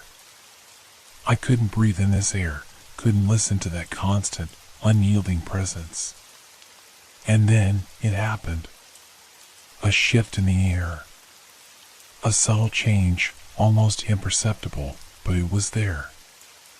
As if the very fabric of the carriage had stretched. I felt it in the pit of my stomach. The sensation that the space around me had expanded, that the walls had grown even more distant. But the darkness remained. I turned to look around, feeling the oppressive silence settle in like a weight on my chest. The breathing hadn't stopped, but now it wasn't just one source. There were multiple sounds, faint at first, but growing clearer. The rhythm was unchanging, slow, steady, as though more than one thing was breathing in the same place, in the same air. I could feel their presence now, more of them, surrounding me, closing in. My legs were trembling, but I forced myself to keep walking. The carriage seemed to stretch further, growing more claustrophobic with each step, and the shadows in the corners became darker, deeper. I needed to find an answer. I needed to escape. I reached the far end of the carriage, where a narrow passage led toward what looked like another door. It was almost identical to the one I had entered through, but something about it felt different. My instinct screamed at me to turn back, but I couldn't. I reached for the handle, my hands shaking violently as I tried to twist it. The door opened. I stepped through, only to find myself standing in a room that felt wrong. It wasn't another carriage. It wasn't anything I recognized. The floor was cold, the walls lined with ancient wooden panels that were cracked and splintering. The air was thick with dust, and the dim light that filtered in through a small window barely illuminated the space. But it wasn't the room itself that unsettled me. It was the fact that there were no signs of life. No footsteps, no breathing. It was as though the space I had entered was empty. Completely, unnervingly empty. I stepped forward cautiously, my heart thumping louder in my chest. Something wasn't right here. I could feel it, a deep sense of dread that tightened around my throat. I turned around, hoping to leave the strange room and return to the safety of the carriage. But the door was gone. The frame was bare. No door, no handle, just an empty wall where the entrance had been. I was trapped. Again. The silence here was different, too. It was heavier, as though it pressed in on me from all sides, suffocating me. And then, just as I was about to lose my mind to the weight of it, I heard it again. Breathing. But this time, it wasn't just the sound of a single presence. It was a chorus of breaths, low, guttural, and layered, as though an entire crowd was inhaling and exhaling in unison just beyond my reach. I turned around, scanning the shadows, searching for any sign of movement. There was nothing, only the oppressive, endless darkness. And the breathing. Always the breathing. I took a step back, my hands pressed against the cold, cracked wall. My pulse was pounding in my ears. I felt dizzy, my mind racing with thoughts of escape, but no plan, no idea of how to leave this place. It was then that I noticed something strange. The walls of the room were moving. Slowly, imperceptibly, they were shifting, stretching. The wood creaked and groaned as though the very structure of the space was alive, expanding and contracting in time with the breathing. I wasn't just trapped in a strange, empty space. I was inside something. Something that was moving, that was breathing. And it was alive. I couldn't stay here any longer. I had to escape. But where? How? There was no way out, no way to break free from this place. The shadows were closing in, the breaths growing louder and more frantic. The walls were shifting faster now, the air heavy with the scent of decay. In the distance, I heard a whisper, a voice, low and raspy, but clear. You shouldn't have come. The whisper echoed in my mind, and I froze. My blood turned to ice. The walls were closing in faster now. The air was thickening, pushing in around me. There was no escape. I was trapped. And as the darkness closed in, I knew one thing for sure. I was not alone. The whisper haunted my every step. My mind raced, but my body was frozen in place, as though the darkness itself had wrapped around me, holding me captive. The walls groaned again, louder this time, their creaking echoing through the empty space. The shadows seemed to grow deeper, thicker, as if they were alive, pulsating with some unknown, malevolent force. The air was thick with dust, and I felt it settling on my skin, my lungs, each breath becoming heavier, as though I was suffocating inside this thing. The sense of time had dissolved. There was no clock, no window to the outside world. I had no idea how long I had been standing there, trapped in this shifting, breathing space. I had to move. I had to do something. But my legs felt like they were made of stone, my body unable to obey my desperate commands. You shouldn't have come. The voice echoed again, but now it was closer. It wasn't a voice in the traditional sense, not human, not even animal. It was something deeper, more primal. It scraped against my thoughts like fingernails on a chalkboard, reverberating in my mind, twisting my reality. It felt as though it was coming from the walls themselves, from the floor beneath my feet, from the very air I was breathing. I snapped out of my trance, forcing myself to move. I couldn't stand here any longer, letting this thing, whatever it was, play with my mind. I had to get out. I turned sharply and scanned the room, looking for any possible exit, any sign of escape. But the walls were the same. There was no door, no window, no way out. I backed away from the shifting walls, my heartbeat quickening as I pressed my back against them. The whispering was growing louder now, overlapping itself, layering and twisting into an incomprehensible murmur. My head felt like it was going to explode, the pressure building until I thought I might lose consciousness. And then, the breathing started again. It was louder now, too close, too real. I could feel it in my chest, vibrating through my bones. It was all around me, surrounding me in the oppressive, suffocating darkness. It wasn't just the sound anymore. I could feel it, the weight of it. The air seemed to grow thicker with each breath, each exhale that filled the space like a living, breathing presence. I forced myself to take a step forward. My feet felt heavy, as though the floor was trying to hold me in place.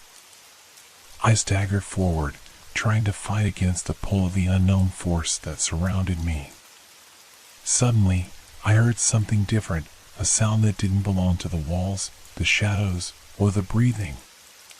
A footstep. I froze, my heart racing in my chest. The sound was faint, almost imperceptible, but it was there. A slow, deliberate footstep, followed by another, closer this time. The footsteps were unmistakable. Someone, something, was moving toward me. My instincts screamed at me to run, to hide, but there was nowhere to go. The walls were shifting faster now, the floor beneath my feet trembling as if the entire space was alive, writhing like a creature in the dark. The footsteps grew louder, the rhythmic sound of someone, or something, walking toward me. I wanted to scream, to call out, but my voice caught in my throat. I opened my mouth, but no sound came. My body was trembling, my mind swirling with panic as the footsteps grew closer, closer, closer still. I turned around, desperate to find anything, any possible way out. But the room had changed. The walls were no longer solid. They were translucent, as though made of some kind of mist, shifting and undulating like a dream. I could see shapes moving within them, shadows of something large, something monstrous. The walls weren't just walls anymore. They were alive. I stumbled backward, my breath ragged, my pulse racing. The footsteps were so close now, I could almost feel the presence behind me, breathing down my neck. I could feel its eyes, its gaze, on me. The weight of it was unbearable.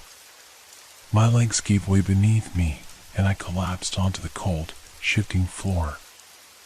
I was shaking, my hands clutching the floor in a desperate attempt to steady myself. The room seemed to be spinning now, the air thick with the heavy, suffocating presence that surrounded me. The walls were closing in, contracting like the belly of some massive creature. The footsteps were right behind me, and I just knew, that whatever was following me was not human. You shouldn't have come. The voice was now so close that it felt like it was inside my mind, its words like poison, dripping through my thoughts. My vision blurred, my mind reeling, and I could feel myself slipping. I had to get out of here. I had to escape before whatever was in this space consumed me whole. I forced myself to stand, my body heavy, my movements sluggish. I couldn't think straight. The walls were closing in, the air was thick with the sound of the breathing, the footsteps, the whispering, all merging together into one horrifying cacophony. I could feel the presence behind me, just inches away. I couldn't outrun it. I couldn't escape it. There was no escape. And then, Just as the presence reached out to claim me, everything stopped. The room fell silent. The air cleared. The walls stopped shifting, and the footsteps ceased. For a moment, there was nothing. No sound, no breathing, no whispering. Just an unbearable stillness. I stood there, trembling, unable to move, my mind struggling to comprehend what had just happened. Had it all been in my head? Had I imagined it all? The silence was so absolute that I thought I might be going mad. But then, I saw it. At the far end of the room, a faint light flickered, illuminating the farthest corner. It was a door. A real door, with a handle. My heart skipped a beat. Without thinking, I rushed toward it, desperate for any kind of escape. I reached for the handle, my hands trembling, and pulled. The door opened. I stepped through, and found myself back on the train. I stumbled into the dimly lit carriage, the sound of the train's wheels clattering against the tracks filling the air like a distant, comforting hum. My breath came in ragged gasps, my heart still pounding in my chest. I was back on the train, but it felt different. The world outside the window looked the same, the scenery flashing by in the usual blur of trees and distant hills, but something was off. The air was colder. The silence around me felt heavier, somehow. I turned back to look at the door I had just come through. It was gone. There was nothing now but the blank wall, the same as all the others. No sign of the mysterious space I had just left. No trace of the shifting, oppressive atmosphere. But I knew it had been real. It had to be real. The sensation of the walls pressing in on me, the heavy footsteps, the whispering voice that still lingered in my ears, it was all too vivid to be a dream. Yet now, standing here, everything seemed so ordinary, so mundane. The same cramped, dimly lit train carriage. The same soft rumble of the tracks. But I couldn't shake the feeling that I was being watched. I glanced around nervously. The other passengers, who I had assumed were asleep, were now wide awake, their eyes locked on me. There were no words, no movements, just their staring faces, each one seemingly unaware of the strangeness that had unfolded in the carriage. I felt a knot tighten in my stomach. Had they seen what I had seen? No, they couldn't have. They were just passengers. But why did they seem so distant, so frozen? One of them, a man in a worn suit, slowly turned his head towards me. His expression was blank, but there was something unsettling in the way his eyes locked onto mine. It was as if he knew exactly what had happened, as if he had been waiting for me to return. I quickly averted my gaze, trying to shake off the feeling of unease that was creeping up my spine. I needed to focus. I needed to understand what was going on. The train continued on its path, the rhythmic clatter of the wheels offering little comfort. I felt like I was suffocating in the silence. Each moment felt stretched, as though time itself was bending in strange, unnatural ways. The windows no longer seemed like windows, they were just frames of dark, endless space. The night outside was deep, impenetrable. I had to leave. I had to escape this place. I stood up abruptly, making my way towards the door at the end of the carriage. The strange, frozen passengers remained still, not even acknowledging my movement. My hand gripped the handle of the door, but it wouldn't budge. The door was locked, just as it had been before. Suddenly, the train jerked. It was subtle at first, but then it grew more pronounced, the entire carriage rattling. I stumbled, barely catching myself on the seat, my eyes wide with alarm. What was happening?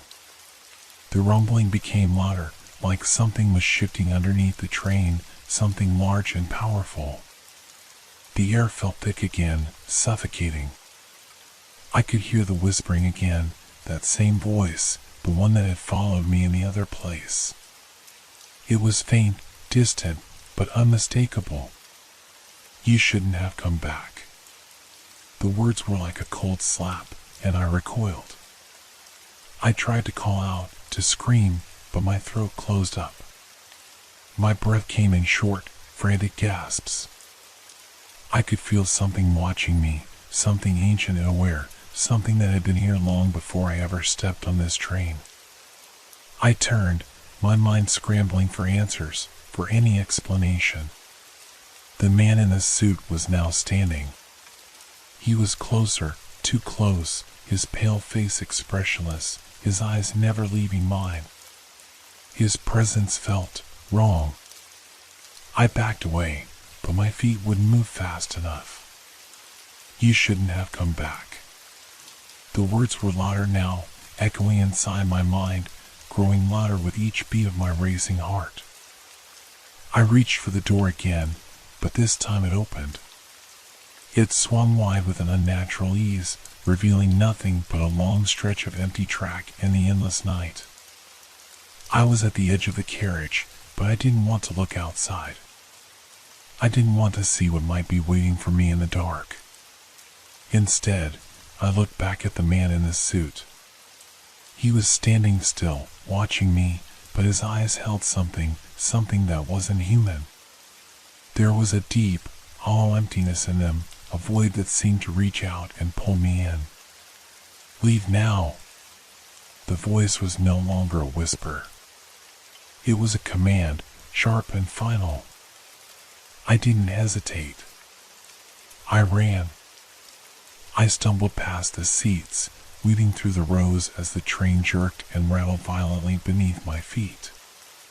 The world outside blurred, the dark landscape passing by too fast to make sense of it. I ran toward the front of the train, my mind spinning, my heart thundering in my chest. And then, as I reached the end of the carriage, I heard it again. The breathing. That heavy, labored sound that had followed me through the other space. But this time, it wasn't in the distance. It was right behind me. I turned. There was nothing there. The carriage was empty again, the eerie silence swallowing up the sound of the wheels. But I knew. I could feel it. It wasn't over. It had just begun. I stopped dead in my tracks, my breath caught in my throat. The air around me felt thicker now, suffocating in its silence. The train seemed to stretch on forever, its passage through the dark landscape no longer offering the comforting sense of progress. Every second was drawn out, each heartbeat echoing louder in my ears. I turned slowly, my eyes scanning the empty carriage once more. There was no sign of the man in the suit, nor anyone else for that matter. The seats were vacant, as they had been before. But the feeling of something watching me remained, more oppressive now than ever. I tried to calm myself, but it was impossible. The voice, the breathing, it was all too real. It was still there, lurking just beyond my perception, waiting. I could almost feel its presence behind me, following me, even if there was nothing physical there. I walked to the door at the front of the carriage, trying to push it open, but it wouldn't move. It was stuck, as if someone, or something, was holding it shut. My fingers trembled as I gripped the handle tighter, pulling with all my strength, but the door remained firmly closed. Then came a sound. Not a whisper this time.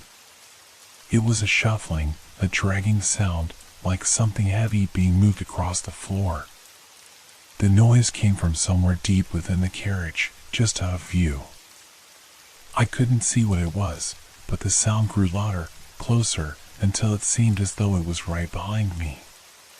My pulse raced as I spun around, my eyes darting over every corner of the carriage, desperate to find the source of the sound. The emptiness was all-consuming, but I knew something was there, something waiting. It was as if the very space around me had turned hostile, its walls closing in. And then I heard it. A voice, calm but chilling in its clarity. "It's too late." I froze. The voice came from everywhere at once, as though the train itself was speaking to me. There was no escaping it, no hiding from the truth that had been lurking in the shadows all along. "You're trapped here. Forever." I felt the cold fingers of panic tighten around my chest, my breathing shallow and erratic. I turned toward the source of the voice, but no one was there. The carriage remained empty, its seats untouched, its walls unyielding. It didn't make sense. How could this be happening? The train was still moving, the rhythmic click of the wheels against the tracks filling the air, but it was no longer a sound I could trust. It was hollow, distorted, as if the train had become something else entirely. Something beyond the rules of time and space. I tried to shake off the fear, trying to hold on to some semblance of rationality. "It's just a trick," I told myself. "There's a logical explanation for all of this." But deep down, I knew it wasn't true. This place, this carriage, it was alive. And it wasn't done with me yet. I looked toward the back of the train, the place where I had entered, and felt a strange pull in my chest. The door I had come through was still gone. There was no way back. My mind raced as I tried to think of a plan, a way out, but nothing made sense. It felt as though I was being led somewhere, as though the train itself was choosing where I would go. The breath I had been holding escaped in a rush as I turned toward the front of the train once more. The flickering lights overhead cast long, distorted shadows across the seats, making the space feel even more suffocating.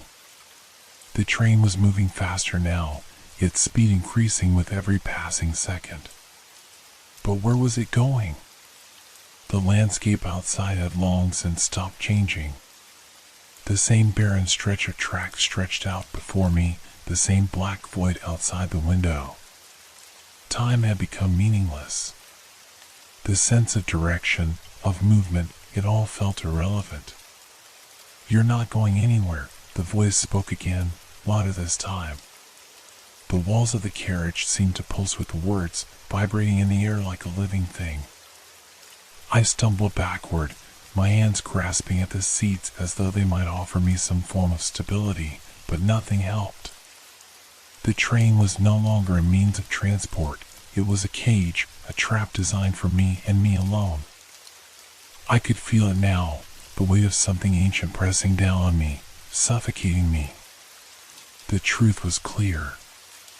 The train wasn't real. It was a construct, a place designed to hold me, to trap me in this endless loop of torment. "You'll never leave," the voice repeated, and this time I could almost feel it brushing against my skin. "You're part of this place now. Forever." My heart skipped a beat as the lights flickered one last time, and everything went black. And then, the sound of the wheels against the tracks began to slow. But it wasn't the sound of the train coming to a stop. No, it was the sound of time itself grinding to a halt. The air around me thickened, the space grew heavier, and I understood. This was it. The loop had completed itself. And I was never going to leave. The train would keep moving, but I would remain here, trapped in this place between spaces, between moments, forever. In the dark, I could still hear the breathing. It was close now, unbearably close. And it was waiting for me to finally understand.